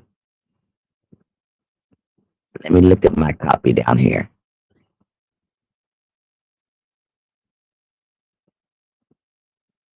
In the backyard of a vacant residence, that Ruger rifle was purchased by individual B, a federal firearms license located in Atlanta, Georgia, on or about October the 1st, 2020, which was a month before Vaughn was killed in Atlanta. Hold up, pump your brakes. Now let's jump over to Memo 600's paperwork. Says Memo 600 was pulled over at a traffic stop and they saw a gun in the book bag in the back seat. And that gun was purchased by Anthony Edmund on or about September 18th of 2020 from the Triple B Guns and Alamo in Colbert, Georgia. Same day, Anthony Edmund purchased the Draco. And then on October 28th, he purchased a Ruger. And on the same day, he purchased another Ruger. So tell me why it's not playing for StreamYard, but it's playing on my computer. That makes zero sense whatsoever. Who is playing with my lives? These guns were trafficked back to Chicago, as we already know. Got more coming, folks. And here I'm showing you where the ring camera is. All right, let me go back over here and see.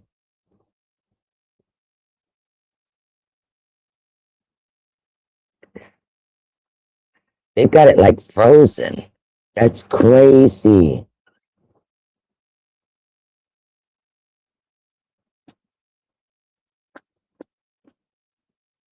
All right, we're going to try this again. Let's see. Remove it.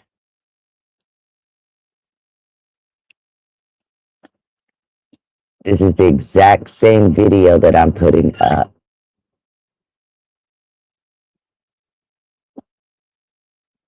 Well, here. If I do it the other way, then y'all gonna tell me that the volume's too low because we've done that before. We'll try it. Hold on.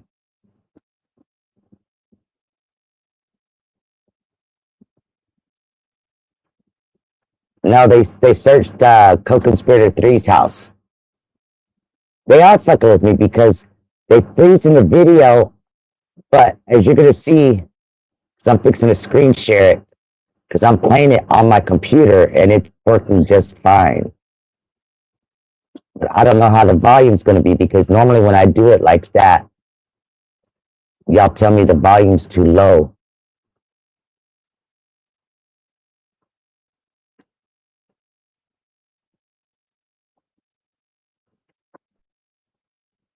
And I'm gonna have to mute myself so that way it don't echo.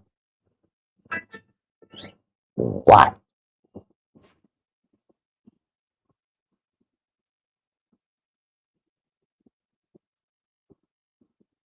Oh, it's AK. Hold on, AK. I'll get to you in a minute. Let me mute myself. And where the house is, and that he dumped the gun. Based on video surveillance footage from the center, information provided by CPD and information provided by victim 1, which is the security guard, shortly after the shooting commenced in the center's parking lot, victim 1, who was a center's security guard, stepped outside into the parking lot and was shot in the left leg by shooter B.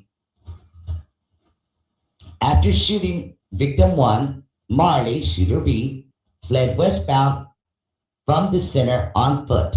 The shooters abandoned the Chrysler in the center's parking lot. And yes, we have all this footage we are going to share. Montgomery is shooter A. As discussed in more detail below, I believe that Montgomery is shooter A. According to the records and information provided by CPD, the Chrysler was reported stolen on or about January 20th of 2022. According to records and information provided by CPD, during a search of the abandoned Chrysler, after the shooting, law enforcement recovered AJ's phone in the front seat area of the car. Now, I provided a bigger picture so you can see more of the detail. And yes, AJ is a dirty, filthy little bastard because he actually, what we're going to see is he actually stole this car and he committed another crime a week or so before this, shooting at someone else. On about February the 4th of 2022, CPD detective applied for a search warrant for AJ's first phone. And on the same day, the court issued the warrant for AJ's first phone. Based on the conversations with CPD personnel, and CPD has executed the search warrant on AJ's first phone, but had been unable to get into AJ's first phone.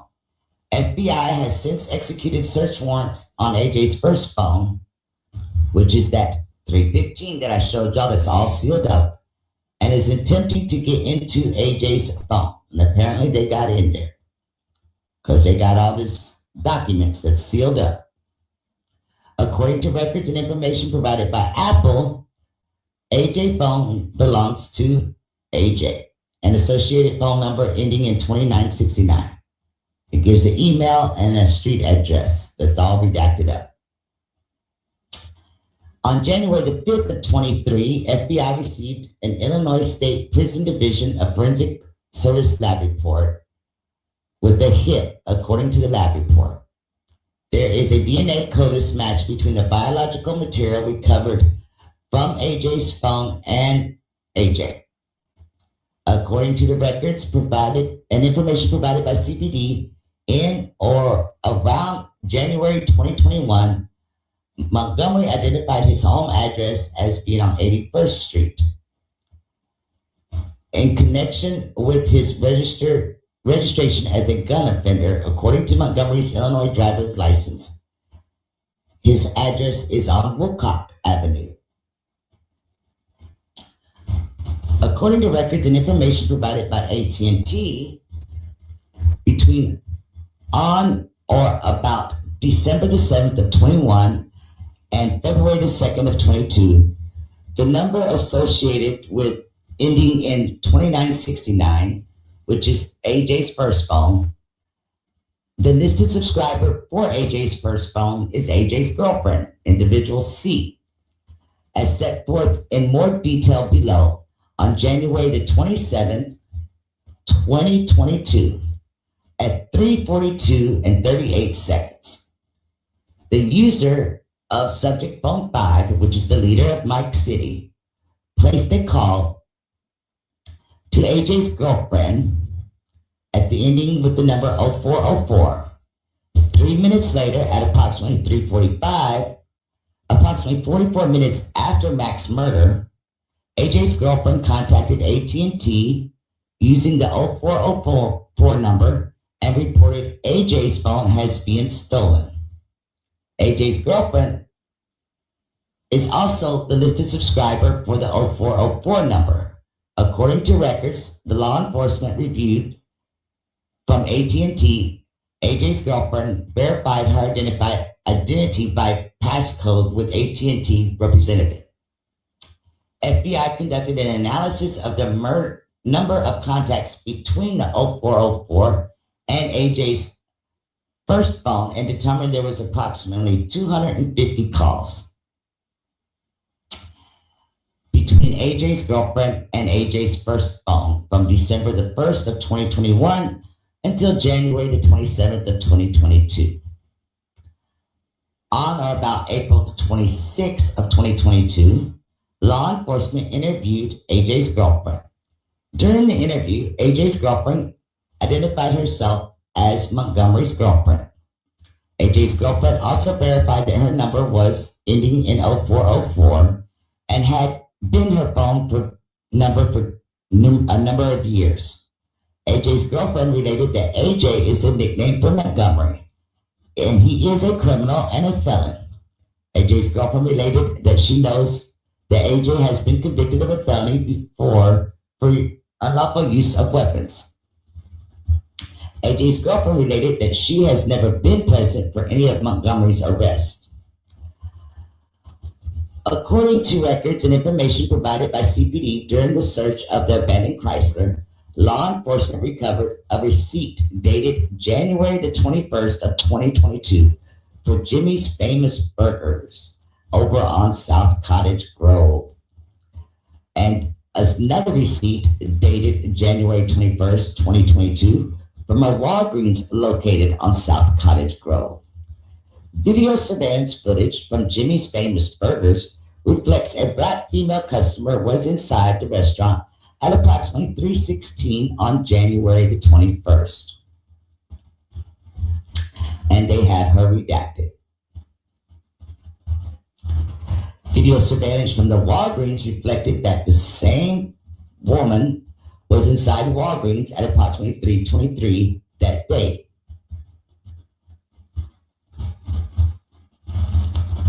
At approximately 3:32, the same woman exited Jimmy's and got into the front passenger side door of the stolen Chrysler.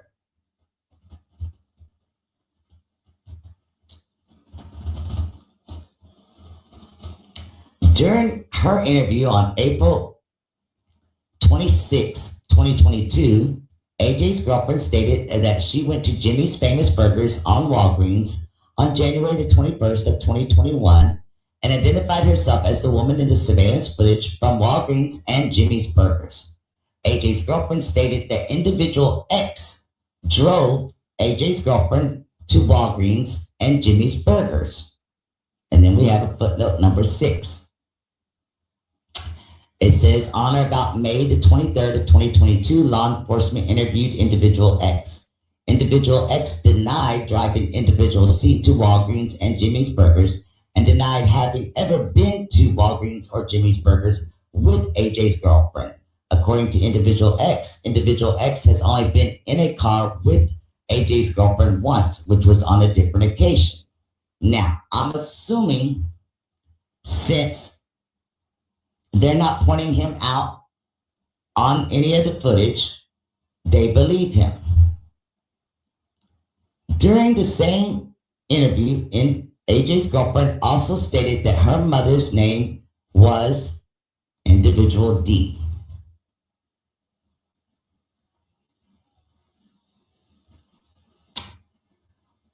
Walgreens Asset Protection was able to conclude that the unknown female, which is AJ's girlfriend, used a Walgreens reward number of her mother. A review of Facebook page that I believe is AJ's girlfriend on Facebook shows pictures of AJ's girlfriend and AJ together. As discussed in more detail below, I believe that Preston Powell is shooter B. According to the records and the information provided by CPD, a white plastic cup which had the words "Rise and Grind" written on it was recovered in the front seat area of the Chrysler. As depicted in the photo above, the plastic cup was in the cup holder closest to the front passenger seat of the Chrysler, where Marley was located. According to records and information provided by the lab, it says reference above in paragraph 32. I put nope because that's the wrong paragraph. I don't know what paragraph they're referring to, but it ain't 32. As you can see here, paragraph 32 talks about AJ's phone. That's all it talks about. So I'm not sure what they're referring to. But it says that Powell's fingerprints were identified on the plastic cup. According to CHS1, Powell uses the nickname JB Marley or Marley, which is the same name AJ yelled out minutes after the murder of Mack, as depicted on the Ring camera footage. According to records that law enforcement reviewed from AT&T, AJ's phone received 3 incoming calls from Marley on January the 27th, 2022. Based on the telephone analysis conducted by members of law enforcement and for the reasons set forth below in paragraphs 48 and 50, I believe that Marley's phone was used by Marley on the day of the shooting to call AJ on AJ's phone. These 3 incoming calls to AJ's phone were made at 3:02, 3:03, and 3:06, which was just minutes after Mack was killed.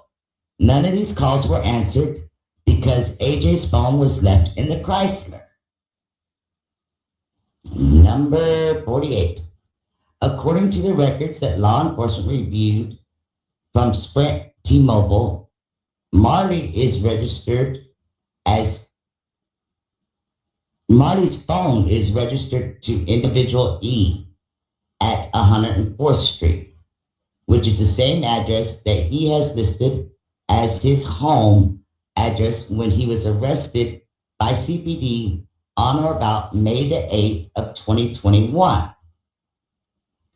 I believe these 3 calls were made from Marley to AJ in an attempt to find out where AJ was, since both Marley and AJ fled in separate directions. I believe Marley was unaware at the time of the calls that AJ had left his phone in the Chrysler. According to records that law enforcement received from AT&T, Marley activated a new account and was issued a new cell phone number ending in 1790. That took place on February the 1st of 2022, 5 days after the murder of Stephon Mack. Marley's second phone. Powell used his name and address of 104th Street. So, his second phone is in his name. His first phone is in his mother's name.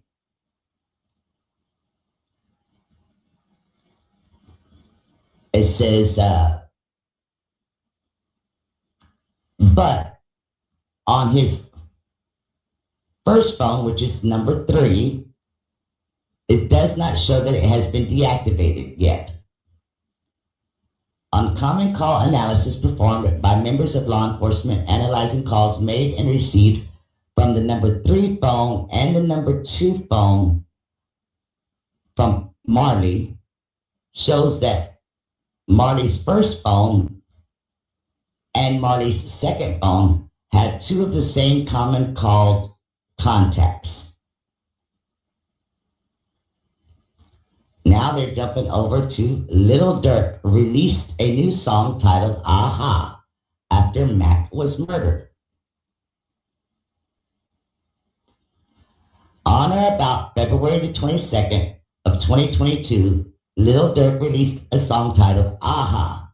I believe the lyrics of this song can reasonably be interpreted to the references to Lil Durk having people killed. For example, in one portion of Aha, Lil Durk rap, we be sliding through they blocks and they don't know we have. Buddy ass got shot and we ain't claimed it, but I can show his ass. Based on my training and experience and knowledge of this investigation, I believe that these lyrics can reasonably be interpreted to be the reference to Mack's murder.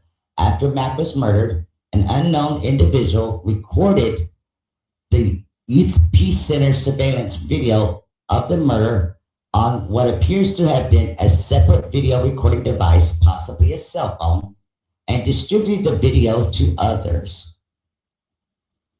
I'm waiting for that to come around, because even the footage that we purchased, it still ain't showing it all. Additional lyrics from the Aha song state, my brother D-Thing just got killed and I've been slow since, but we got back on their ass. I bet they know this. I believe that this lyric and the lyric referenced in the paragraph above relate to Mack's murder for the reasons stated further below in sections 2M and 2N, describing law enforcement's review of jail calls and social media posts. On or about February the 19th of 2022, AJ was arrested by the Illinois State Police after fleeing from a stolen vehicle. According to the records I reviewed from the New Lenox Police Department, AJ's cell phone was inventoried by the Illinois State Police when AJ was arrested. The phone recovered from AJ was an Apple iPhone 12 with the number ending 8272, which is his second phone. AT&T records for AJ's second phone revealed that the device used cell phone number 8272 and was activated on February the 2nd of 2022 under AJ's girlfriend's name with the AT&T account, which was 6 days after Mack was killed. On or about March the 3rd of 2022, a detective from the New Lenox Police Department applied for a search warrant for AJ's second phone in the court of Will County. And on the same day, Will County issued that search warrant for AJ's second phone. During the execution of the search warrant on AJ's second phone, law enforcement discovered a series of text messages exchanged between AJ's second phone and Marley's second phone, saved as contact in AJ's phone under Marley 2. The exchange of messages that law enforcement discovers reads as follows. On February the 10th, which is a week before Little Durk was scheduled to show up in Chicago, at 2:43, Marley texts to AJ, "What's up?" 2 minutes later, AJ texts back and he says nothing. A minute later, Marley texts AJ saying, "What do you mean? They're not paying?" And within that same minute, AJ tells Marley, "We waiting. He comes up here on the 17th. Now, it jumps to February the 17th at 7:21 p.m. Marley texts to AJ's phone saying, "Stand on that. Why are you with Durk in there?" Over 2 hours and 20 minutes and a whole day later, Marley texts AJ's phone again. "Did Durk give you that money?" This exchange of messages began 14 days after Mack was murdered. Based on my training and experience and knowledge of the investigation to date, I believe that when Marley asked AJ what's up with OTF, that the two were discussing Little Durk and his affiliates based on open source research and my conversations with CHS1. I know that Little Durk's recording label is named Only the Family, commonly referred to as OTF. Based on my review of social media postings and music video releases by members signed to Little Durk's label, including Little Durk, I know that members of OTF commonly have tattoos or other paraphernalia displaying OTF. They're showing some examples.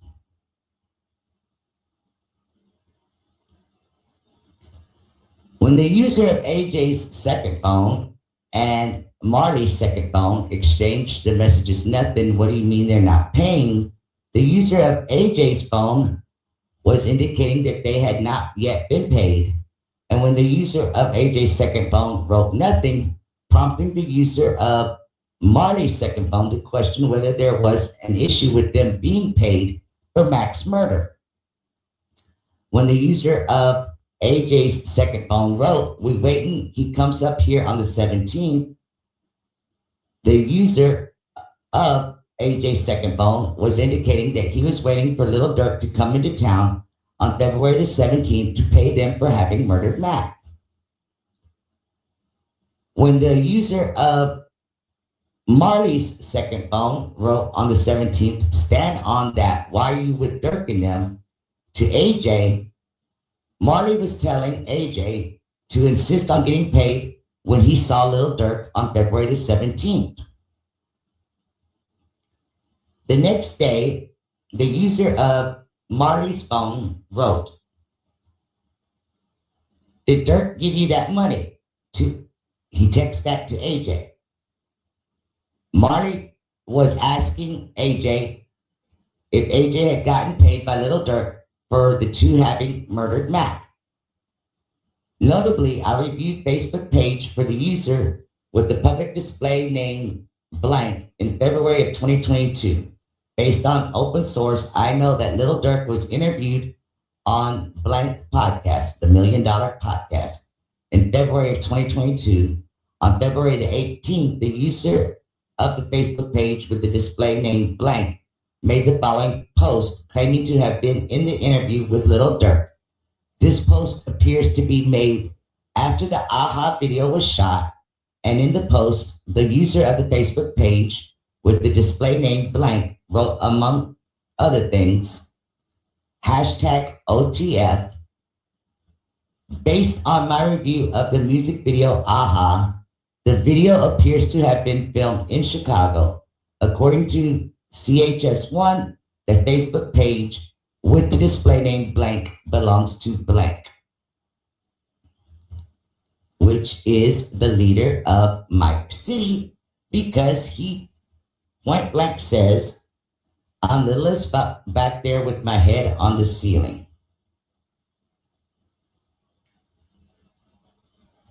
Now, as you can see here in a blown up shot, his head's on the ceiling.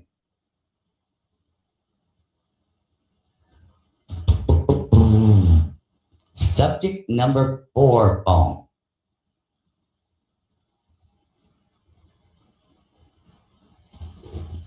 On May the 5th of 2022, which is Cinco de Mayo, a former employee number 1 of the center, was interviewed by law enforcement.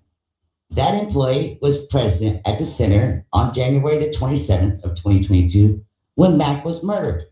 That employee recalled 2 participants at the center who were present on January the 27th, but should not have been there. According to employee 1, the participants, which they are labeling them co-conspirator A and co-conspirator B, were former participants in the center, but were kicked out of the center approximately 6 months prior because they were too high risk. Employee 1 stated that co-conspirator A and co-conspirator B were brothers and were members of the gang Risky Road, as described in paragraph 17, which operates in the area of 103rd and Corliss Avenue in Chicago. Employee 1 recalled co-conspirator 1 leaving in an Uber prior to Mack being murdered, but that co-conspirator 2 was at the center when Mack was murdered. According to employee 1, co-conspirator 2 left immediately after the shooting, but before law enforcement arrived. However, he changed his story up, because in a later interview with the same employee, that employee identified co-conspirator B in the dash cam footage exiting the center after law enforcement had arrived at the scene. Now, in a separate interview, a second employee told law enforcement that the second employee drove co-conspirator B and approximately 3 other participants home after the shooting.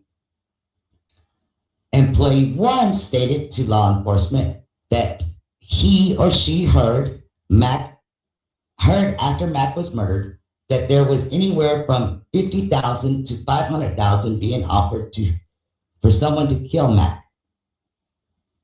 Employee 1 told law enforcement that the center keeps daily sign-in sheets. According to the center's records, the sign-in sheet for January 27th of 2022 revealed that the 2 brothers arrived at the center at 10:50 a.m. and that Stephon Mack arrived at 12:07. So they got there about an hour and 15 minutes before Stephon Mack. According to the center's records, the telephone numbers on file for co-conspirator A ends in 0673, which is listed as subject phone 4, and 1011. According to the center's records, the telephone numbers on file for co-conspirator B were 0698 and 1011, which is also one of the numbers listed for the brother co-conspirator A. According to the records from T-Mobile, they were approximately 7 phone calls and an attempted call between Marley's phone number and the brothers on the day of the murder. Now, excuse me, if you remember in one of these documents, when AJ's talking to the guy in jail, he tries to make it sound like Marley was just a flunky or whatever. But from what we're going to see here, Marley actually looks like he set the whole thing up. Okay? It says, an outgoing call from Marley to one of the brothers at 2:15:53. It lasted 0 seconds. Then one of the brothers called Marley back about 4 seconds later, and that lasted 8 seconds. Then Marley called one of the brothers back about, 15, 20 seconds later. And that call lasted 27 seconds. And then Marley called one of the brothers about a minute later, and that lasted 16 seconds. Then Marley called one of the brothers about 2 minutes later, and that lasted 52 seconds.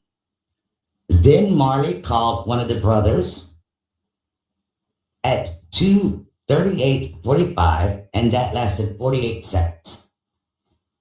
One of the brothers then called Marley back at 3:26:48, and it lasted 32 seconds. That must have been when the police were there. As stated above in paragraphs 22 and 23, the Chrysler carrying AJ and Marley arrived at the center at approximately 2:22, and Mack had exited the center and began walking across the parking lot at approximately 2:59. According to the records from T-Mobile, the brothers' phone is registered to their mother, individual F, that lives on Emerald Avenue. A law enforcement interviewed the mother of the brothers at her home on Emerald Avenue on or about February 17th of 2023, which is a whole year after the incident, a year and a month. The mother of the brothers stated that she had picked up co-conspirator B from the center on the day of the murder after the murder. Now that's the one that the employees are saying they gave him a ride home. So it appears that the employees nor the mother can get the story straight as to how the two brothers got up and off the property of the Youth Peace Center that day. Now, the user of subject phone 5, which is the leader of Mack City, it says, according to the AT&T records, on January the 27th of 2022, at 3:42:38, AJ's girlfriend, with the number 0404, received an incoming call from the leader of Mack City that lasted until 3:43. So that was about 20 seconds. After that, about 40 seconds later, AJ's girlfriend called an 800 number, and it lasted about a minute. Then AJ's girlfriend called another 800 number at 3:45:10. Law enforcement researched the numbers and determined that this was the number, essentially an insurance affiliate of AT&T. The call ended at 3:45:53.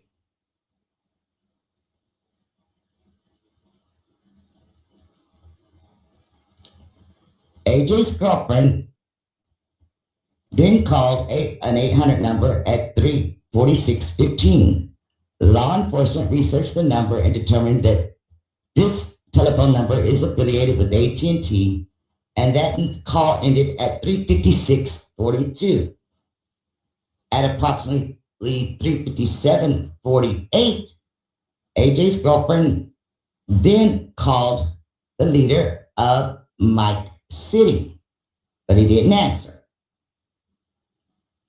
Law enforcement researched the telephone number for that number 5 phone and determined that it's registered to an individual G on Yale Avenue.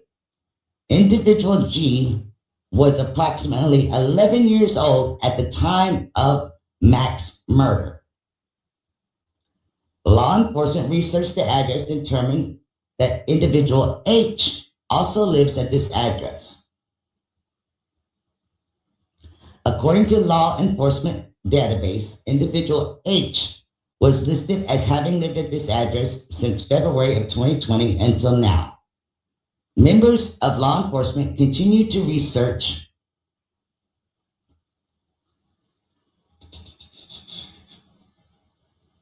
individual H and individual G and determined that individual G was listed as a victim in a CPD missing persons report in August of 2017, which places that child at 6 years old, from individual H as the complainant. Individual H address is in the report was on 103rd place. So don't get lost here. The leader of Mike City is using an 11-year-old's phone who previously had been reported as a missing child.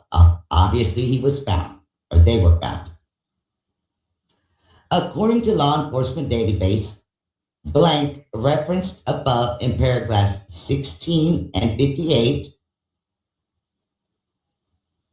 Let's look at that.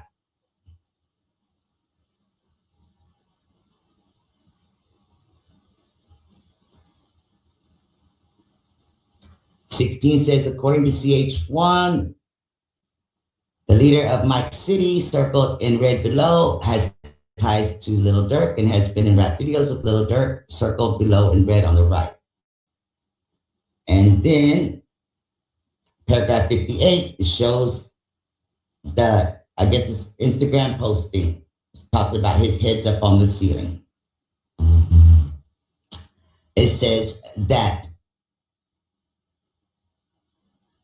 person has also been linked to the Yale address in Chicago and 103rd place in Chicago.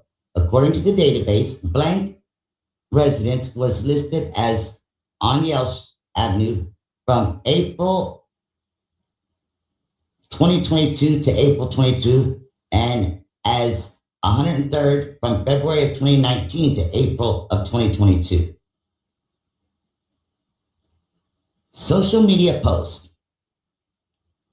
On or about February the 20th of 2022, I reviewed publicly available postings on AJ's Facebook account. Based on my comparison to pictures of AJ as depicted in the CPD records and records from Illinois State, I believe that most of the pictures on the Facebook profile depicted AJ. On March the 2nd of 2022, AJ updated his Facebook story with a picture of him holding money and the Little Durk song Aha playing in the background. The Facebook story was captured by law enforcement and picture of the post is below. Based on my experience in investigations of violent crimes and their links to social media, I believe AJ made the above Facebook post to brag and take credit for the murder of Mack. I also believe, based on my training and experience, AJ is playing Little Durk's music and holding up a large amount of cash to brag about the fact that he was paid by Little Durk to kill Mack. Oops. Throughout this investigation, law enforcement officers have been monitoring jail calls of AJ and individual I. Now, we know we got individuals all the way up to X because X was mentioned earlier. We just don't know who all they are in between.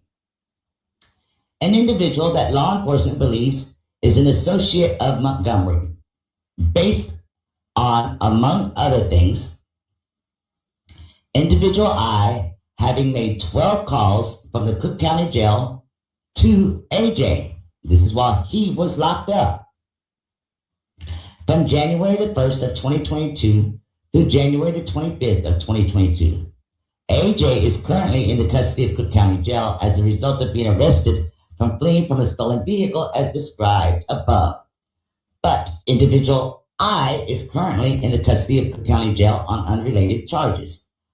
Individual I was in custody at the jail at the time of the monitored jail calls. On or about April the 5th of 2022, I received recording phone calls that individual I made while detained at the Cook County Jail. During a call made by individual 1 from Cook County Jail to an unknown individual on February the 1st of 2022. Individual I stated to an unknown individual in summary, the individual I heard Little Durk said, "That's for D-Thing." Individual I then said, he wolfing like Tay-Town. And if that's for D-Thing, then check in, bitch. This shit ain't free. Based on my experience in jail calls as they relate to violent gangs and violent crimes, I believe individual I is referring to the Mack homicide in this call. Individual I is saying if Mack was killed for D-Thing, then Little Durk needs to pay up because it wasn't done for free. During a call made by individual I to an unknown individual on January 31st of 2022, individual stated to the unknown individual, in summary, that they needed to create a song and add snowman to it. Individual I went on to state that they caught his dumbass in the snow and his dumbass stretched. Based on my training and experience and knowledge of this investigation to date, I believe that individual I's comments about a snowman and having caught someone in the snow related to Mack's murder. The crime scene photos from Mack's murder show that Mack was murdered in the snow and his body in the supine position. This information was never provided to the public. This jail call is important because it indicates that individual I spoke to someone with first-hand knowledge of the crime scene, or he saw it for himself. I'm just saying. You gotta remember, this was made way back. Prior to January 27th of 2022, AJ had been convicted of at least 2 felonies and was prohibited from possession of firearms. As a result, specifically, criminal history records reflect that on September the 5th, 2018, AJ was convicted of a felony of aggravated unlawful use of a weapon in the Circuit Court of Cook County and sentenced to 1 year imprisonment. And Montgomery was arrested for this offense on or about November the 10th of 2017. Criminal records are also reflect that September 5th of 2018, AJ was convicted of felony aggravated unlawful use of a weapon in Cook County and was sentenced to 2 years in prison. AJ was arrested for this offense on or about February the 24th of 2018. His criminal records also reflect that he was charged with being a felony in possession of a weapon in Cook County on August the 15th of 2019, which he was convicted and sentenced to 4 years imprisonment on January the 6th of 2023. In my training and experience, I have learned that the service providers and companies that provide cellular telephone access to the general public.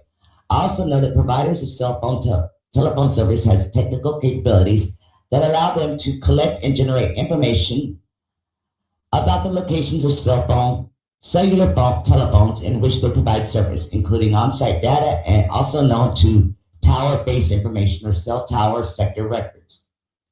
They go in talking about how they can track your location with your cell phone, basically, which we don't need to read all that because we haven't finished yet. It says they want to use the subject's phones for users to locate their locations at key times relevant for subject offenses. And it may assist in the co-conspirators and or victims. Based on my training and experience of knowledge of the investigation, I believe the location of subject phones on the day of the murder and the hours before and after the murder is probative. As to AJ and Marley's use of phone 1 and 2 that committed the offense, then the leader of Mike City using number 5 phone to cover up AJ and Marley's role in the subject offenses. And whether co-conspirator A and B, the 2 brothers, conspired to help AJ and Marley to commit the subject offenses or aid and abet Montgomery and Powell in committing the offenses. Therefore, I believe that the location of these phones on the day of the murder will lead to evidence of the subject offenses. As set forth in paragraphs 59 through 65, the 2 brothers who were at the center when Mack arrived One of the brothers had left before the murder, yet the brother with the phone exchanged several phone calls with Marley between 2:18 and 3:26. The timing is such that the user of Marley's phone began calling the brothers 4 minutes before AJ and Marley arrived at the center.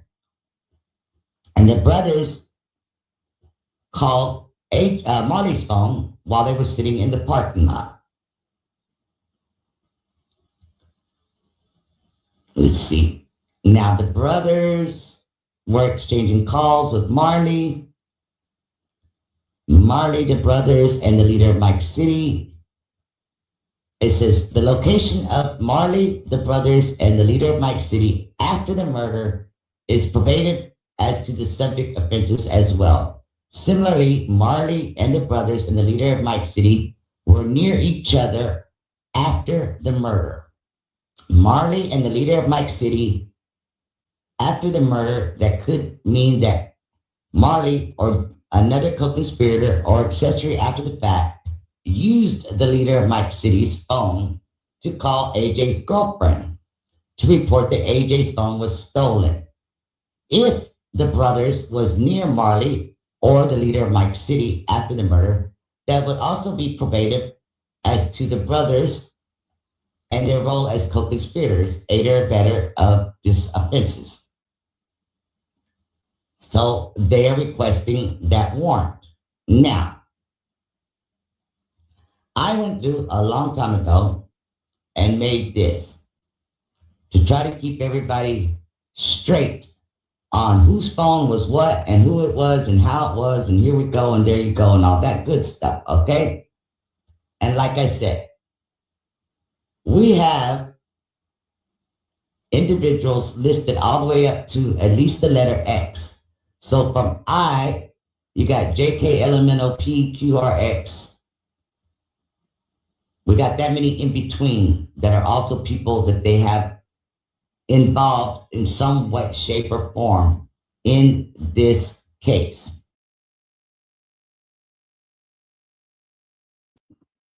Now, are y'all understanding it?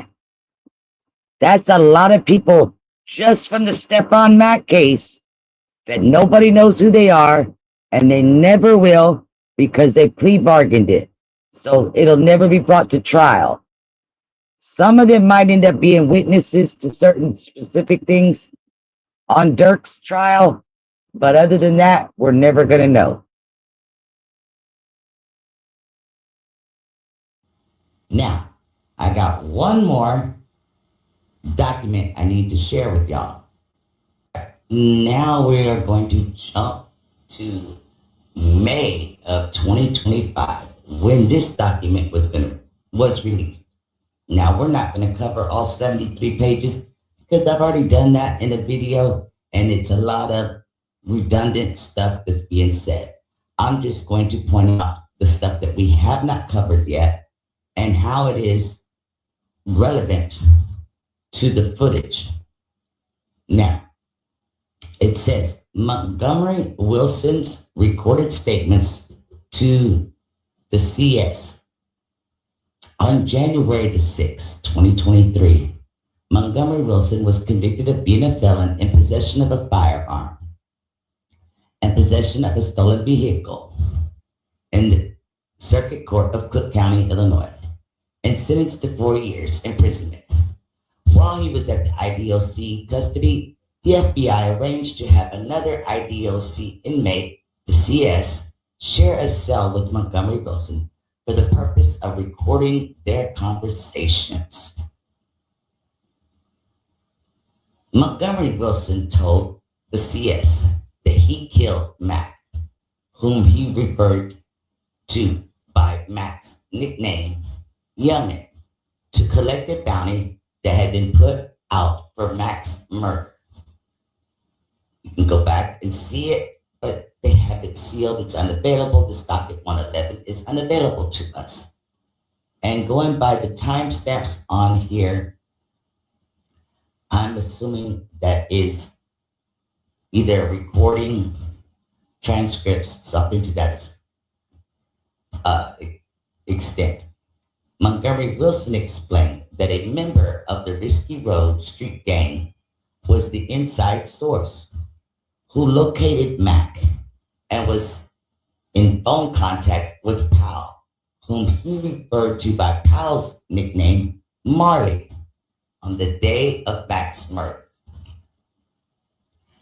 Phone records reflect that on the afternoon of the shooting, Powell was in phone contact with a suspected member of Risky Road's street gang who was present at the Youth Peace Center that day, referring to those brothers.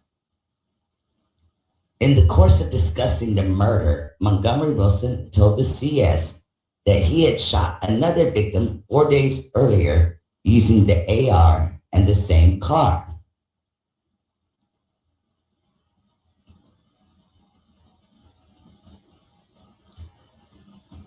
But youngin', an older motherfucker, so he was in a little program for feds, shorty. So whole time he going out that don't really be talking to motherfuckers. You know what I'm saying? But shorty and them end up knowing who we was and put they homie on point. And they put Marley on point. So I just, on mic, I had just dropped Little Fred off. You feel what I'm saying? I just dropped Little Fred off. Mind you, probably 4 days ago, this is the same car that I used to fuck dude up that I was telling you at the Johnsons.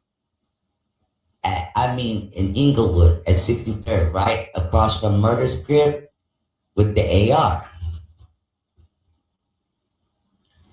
Now, they go into talking about the other incident. It was an attempted homicide, but we're not going to cover that in this story. Going back to the recorded jail calls, AJ tells the CS, but they, man, call Marley. Marley got the inside source.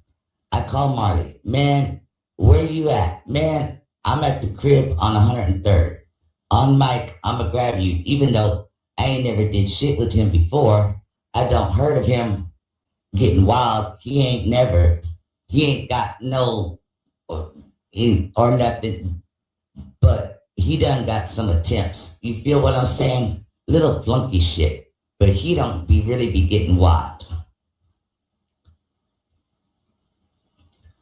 Now, it refers to the phone calls that was made. It says the cell phone site records, which is the cell phone towers, that Marley's phone and AJ's phone used the cell towers in the vicinity of Marley's residence around 2 p.m. and 2:05 on the day of the shooting. Marley and AJ's phone then used the cell towers in the vicinity of the Youth Peace Center between 2:15 and 2:22. As discussed above, Montgomery Wilson and Powell entered the youth center parking lot at around 2:22. AJ's phone remained at that location until it was recovered by law enforcement following the shooting. Powell's phone was not abandoned. Instead, minutes after the shooting, Powell called Montgomery Wilson's phone, which had been left behind in the abandoned Chrysler. Now, going back to some more of the recording, I told you on mic, we pulled up his homie calling his homie, and we pulled up to the lot. They tell us, man, there's an armed security guard. I'm cool. On mic, I tell Marley, you ain't got to do shit. Keep the security guard off us. My dead niece. You ain't got to do shit. Make sure the security guard stay in his place, shorty. Keep an eye on the security guard. We pull up on mic. We waited right there like 20 minutes. I'm on FaceTime video with little Fred, and they, man, keep us on FaceTime. I want to hear the shots. I want to hear this shit. Ain't even supposed to made it that far. Only reason he made it that far, folks, I had that big ass gun and I couldn't.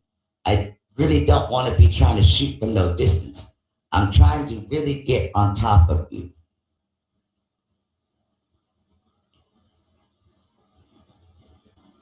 The picture that I skipped over, let me just give it to you, blown up version.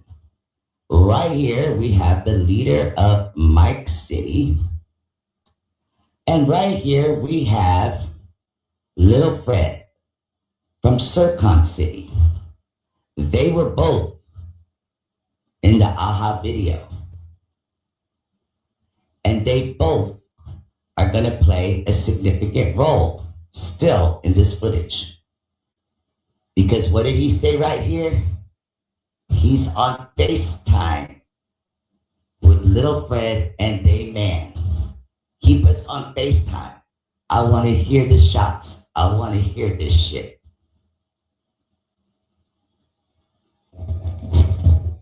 And let's go back over here real quick.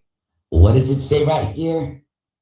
The user of subject phone 5, the leader of Mike City, used the subject phone 5 to cover up AJ and Marley's role in the subject offenses. Now, they didn't really do it too good. In my opinion, from what I saw in the footage, they really just kind of hang AJ out to dry. But we're going to get to that. Now, when I play the footage, the first time as it plays through, I will have it zoomed, cropped, slowed down, different effects so that you can actually see what's going on. As soon as that plays through, I will play it full screen back in real time. And then I will move on to the next camera angle. So that way you can see it in both ways.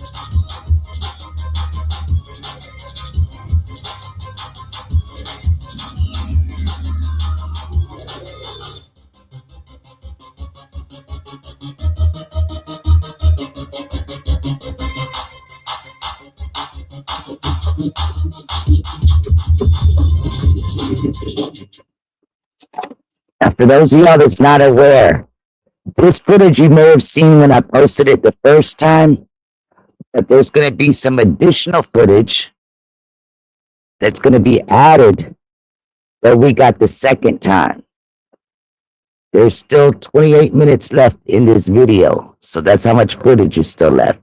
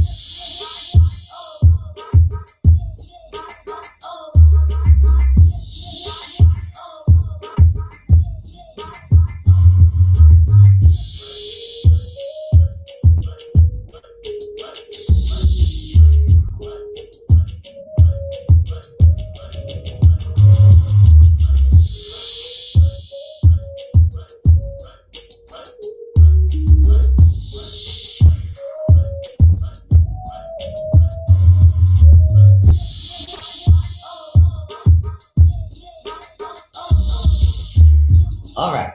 So on this clip of footage, what we're seeing, and he's running down that way.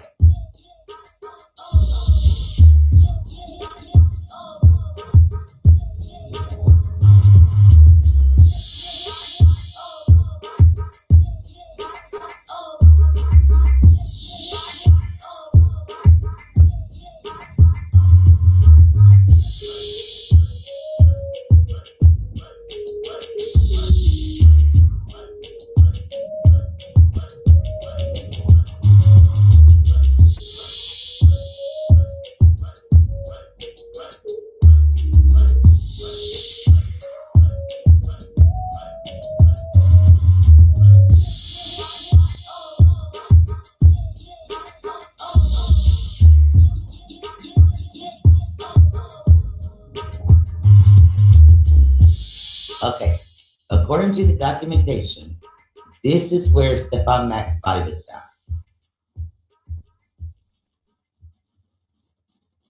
Right here. Let's go down there and see where that. It's not going to let me get right to it. We're going to try as we can. Like I said, it's right on the other side of this. But when I go past here, you see, I can try the other one. It's not going to let me stop.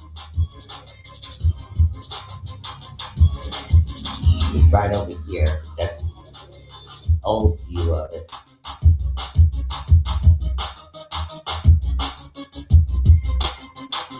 The new one doesn't let me go right over. Okay.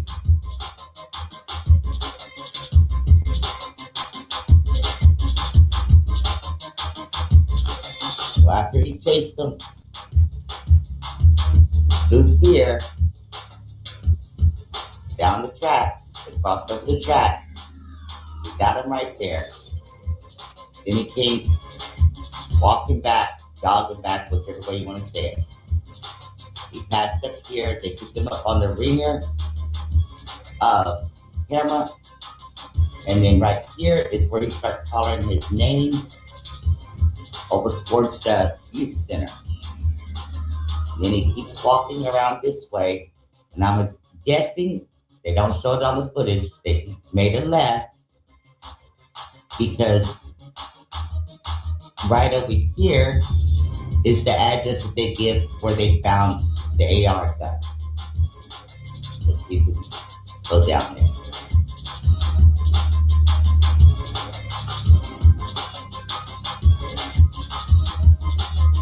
Which, if I'm not mistaken, one higher, so let's go lower. Oops, sorry. Right here. 118. Which I guess this is boarded up house.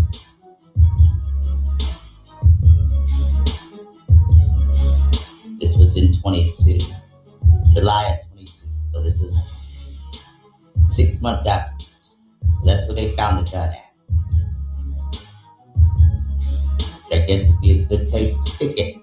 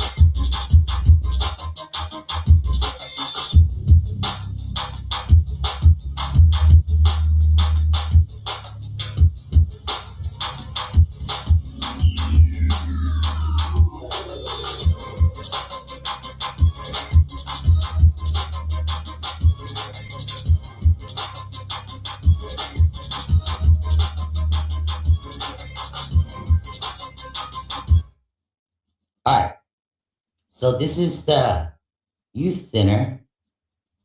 That's the door that they were coming out of. There's cameras there. And AJ and Marley were parked, I guess, right in here. Because you can see the brown things there. And you can see here how they took off running in that direction. And that's back.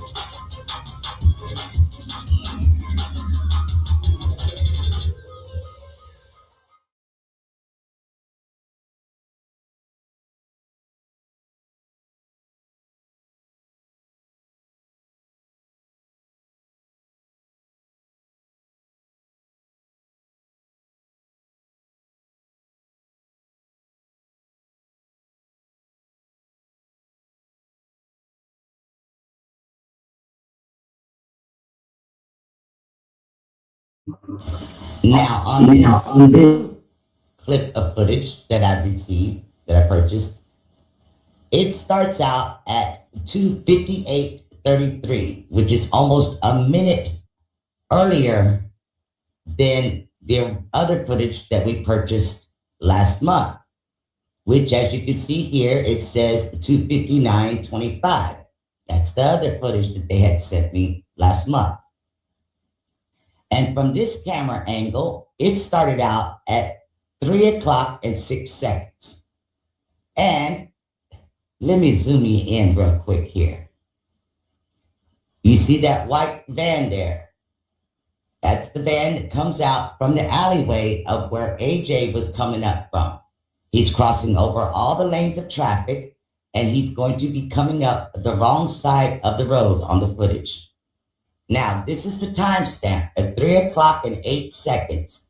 We are going to be looking right behind that timestamp because that's where the white van is going to be blocking all the traffic. Now, on this new piece of footage, if you watch at 3:11, for some reason, the lights will blink on Stephon Mack's car. I don't know if it's because of the shooting, because I think the shooting's kind of far away, but I don't know why it would be blinking as if somebody had pushed the button on the fob. Now, on this camera angle, the footage ends at 3:14. However, when we zoom in, you can see that white van is fixing to cross over the railroad tracks, driving on the wrong side of the road. And as soon as they cross over the railroad tracks, they will immediately go diagonal and block traffic on this side of the road.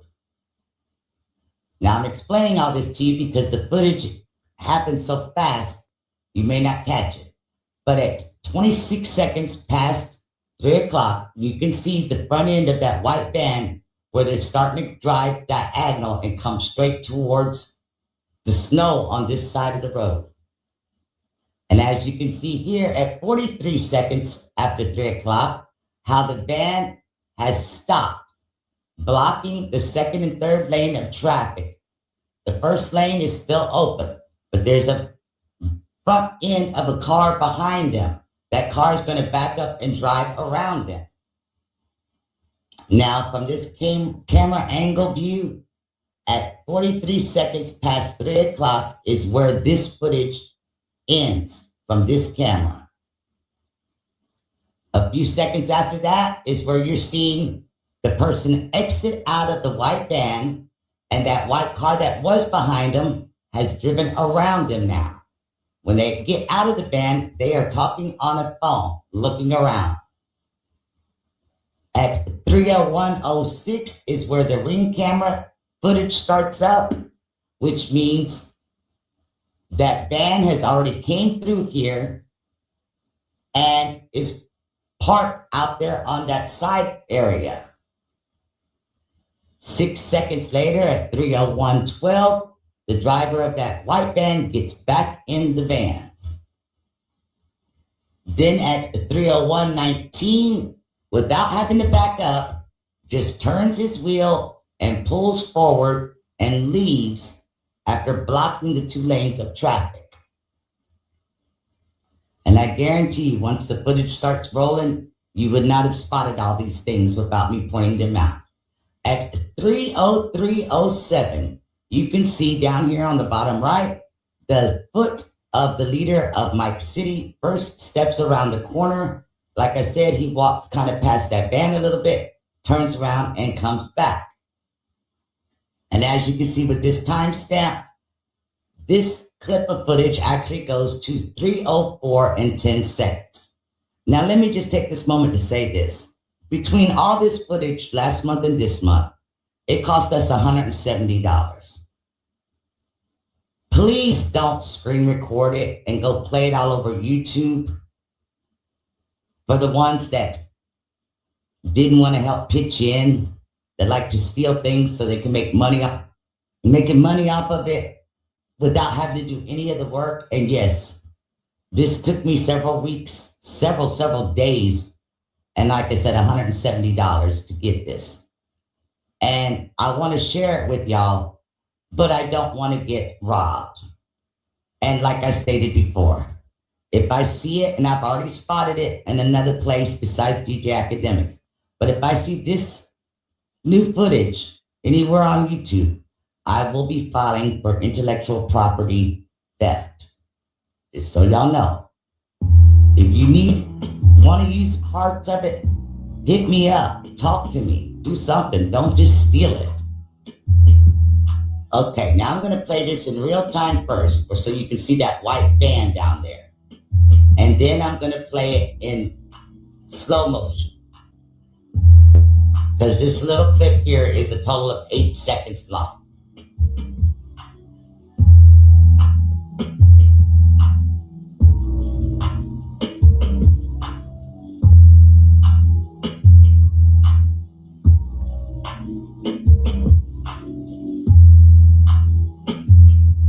Now I'm going to play this one through. It's about 5.5 minutes. I'm going to play it through in real time, let you view whatever you view, and then we're going to come back and break it down.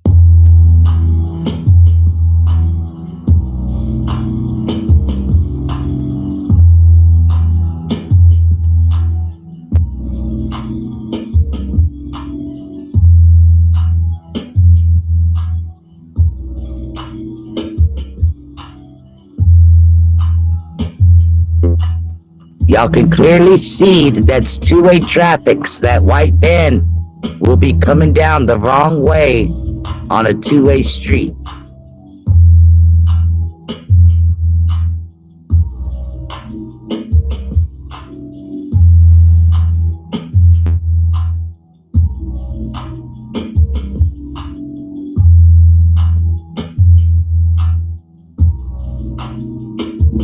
Not that one unless he circles the block, but it looks like that.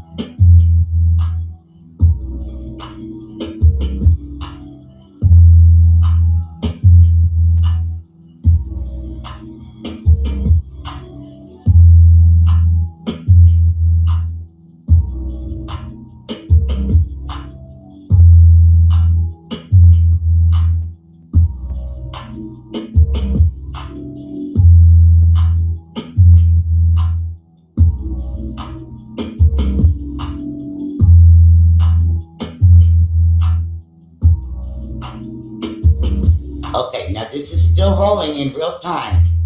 I've only zoomed in. You can see where the white van is crossing over the lanes of traffic, and they're going to stop short of the first lane and just park it. See how the other car pulled up behind them?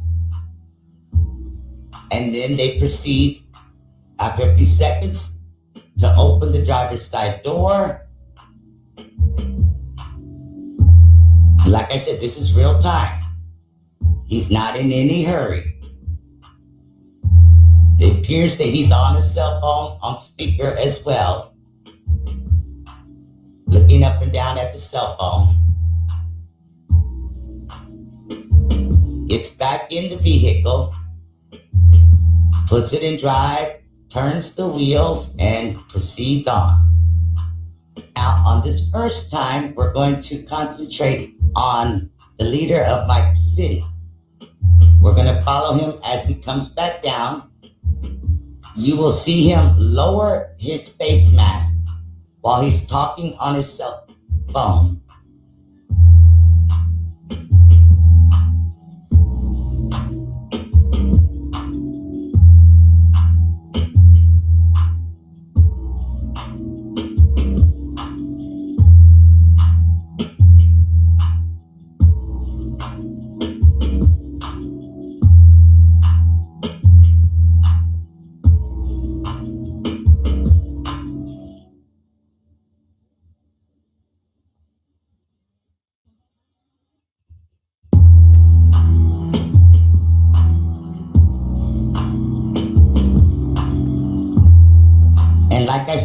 earlier, AJ's phone's ringing about this time from Marley calling him.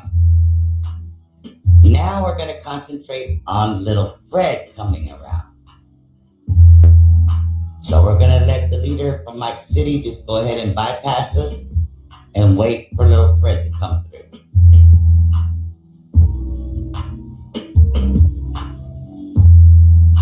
And when he gets close to the stolen vehicle, we will zoom in. And I'm also going to slow it down so we can try to see what it is that he's doing. Is he getting a clip out of the car or what? We don't know. I couldn't tell.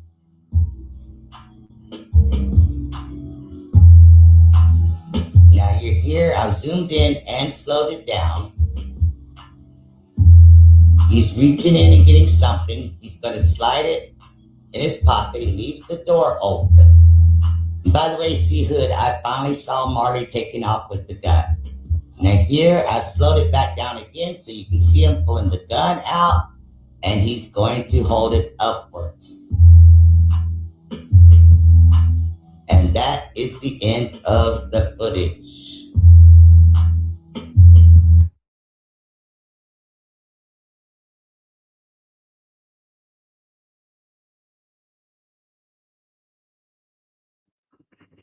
There, if I can find the right button to push. There we go. No, he was asking if the white van was a cop, an undercover cop, because of the way they were acting. But if it was an undercover cop, they would have stayed because they would have heard the gunshots, because why else would he have pulled over like that? They ain't gonna pull over for nothing else. And I mean, yeah, the youth center had already called 911, but none of the cops had showed up yet.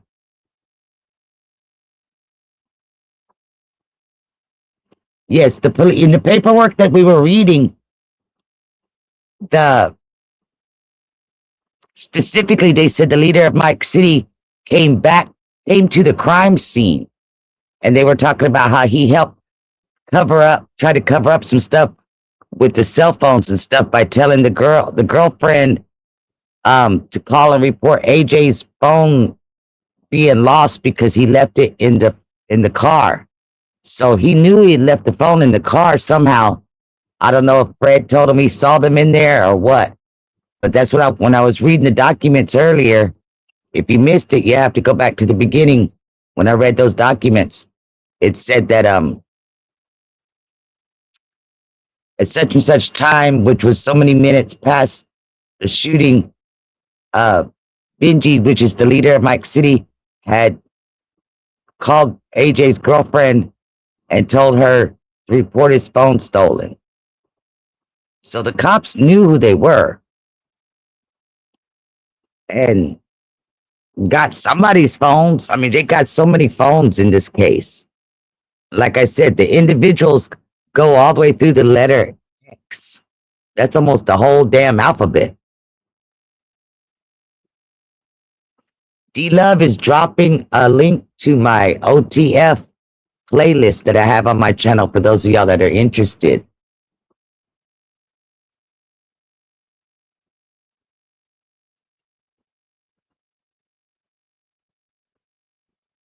All right, let me look.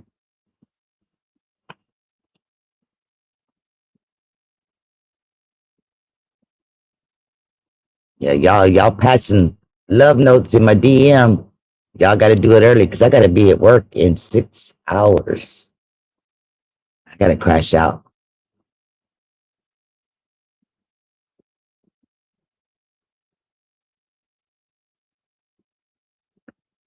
Yeah, hey, let me get that picture real quick because I'm assuming a bunch of y'all haven't seen it.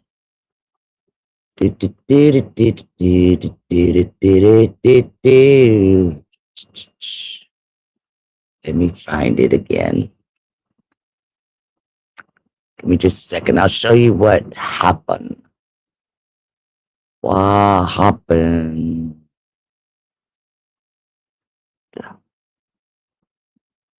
As soon as I find the right hard drive on this here damn computer. Y'all would not believe the amount of content I have on this freaking computer. I'm surprised this computer, let me knock on some wood, hasn't blown up yet. All right. Wilson and Powell. There you go. Mike City. There you go. Where they at? Where they at?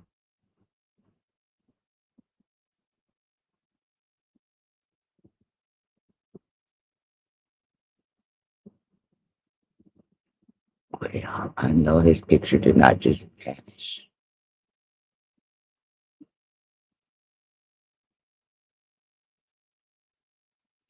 See, when I want it, I can't find it. Any other time, it's jumping out at me. I want to say dead man walking because that's pretty much how bad he looked.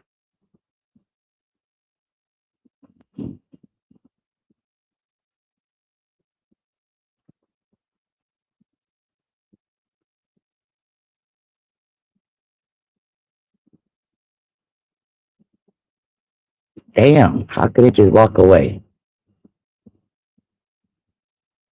Oh, there it is. Okay. That sheet made it blend in with the computer. Copy.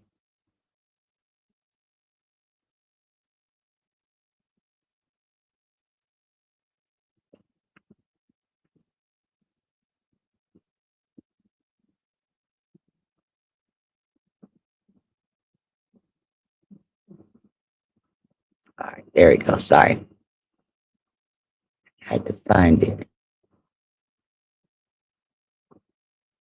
Pow, pow, pow. Do. This is the leader of Mike City. He was shot up in Town the week before Cash was killed. And they kept it quiet all the way until December of 2024. They never posted about it. Nobody spoke on it. Nothing. He survived, but he's in a wheelchair now.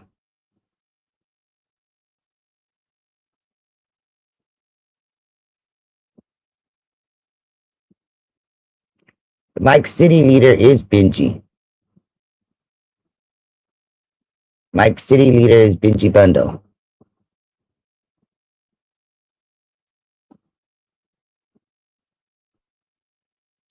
He is, and he was close to all the guys.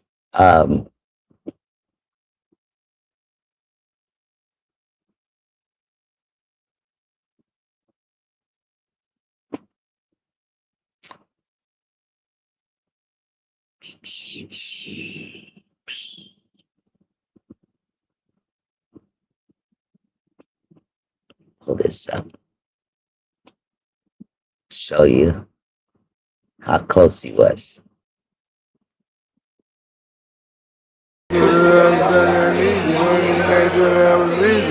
Lulu, steppers, Lulu.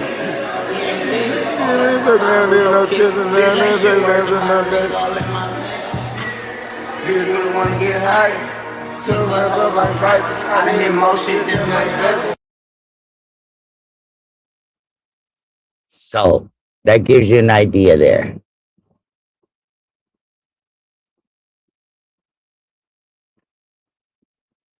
Well, so far what I can say is the same time frame when Memo got busted with his guns that were straw purchased is the same time the gun that AJ had in the Stephon Mack case was purchased through a straw purchase in the same area.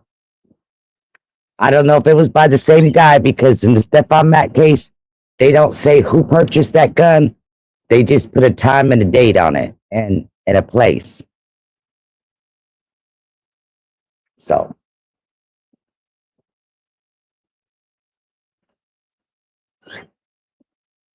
Mike City leader is still alive. He's in a wheelchair.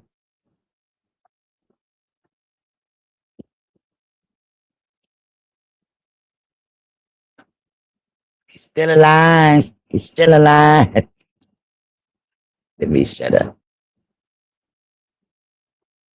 And the reason why him and AJ, or maybe because why he was shadowing AJ, he's got a baby with AJ's sister. So they keep it all in the neighborhood.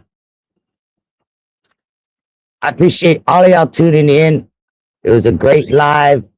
I hope this informed y'all some and is showing you, unlike a lot of people are saying, the government don't got nothing, the government don't got nothing. Look, what I have purchased off of Pacer, look what I put together, and I don't have a law degree. You think they don't got more than I got?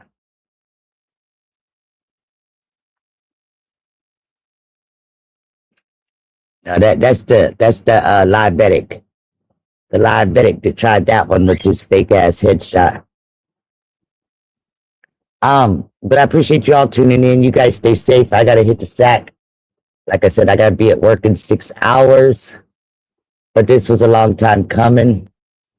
Thank you, D-Love, for all the help you've given me on these cases. You've given me a lot of gems. So, let me see. Okay, let me send that to him real quick. Because as soon as I get off of this, I'm crashing out.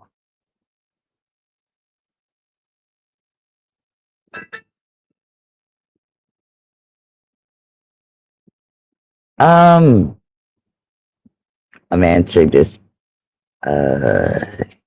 He is. There we go. All right.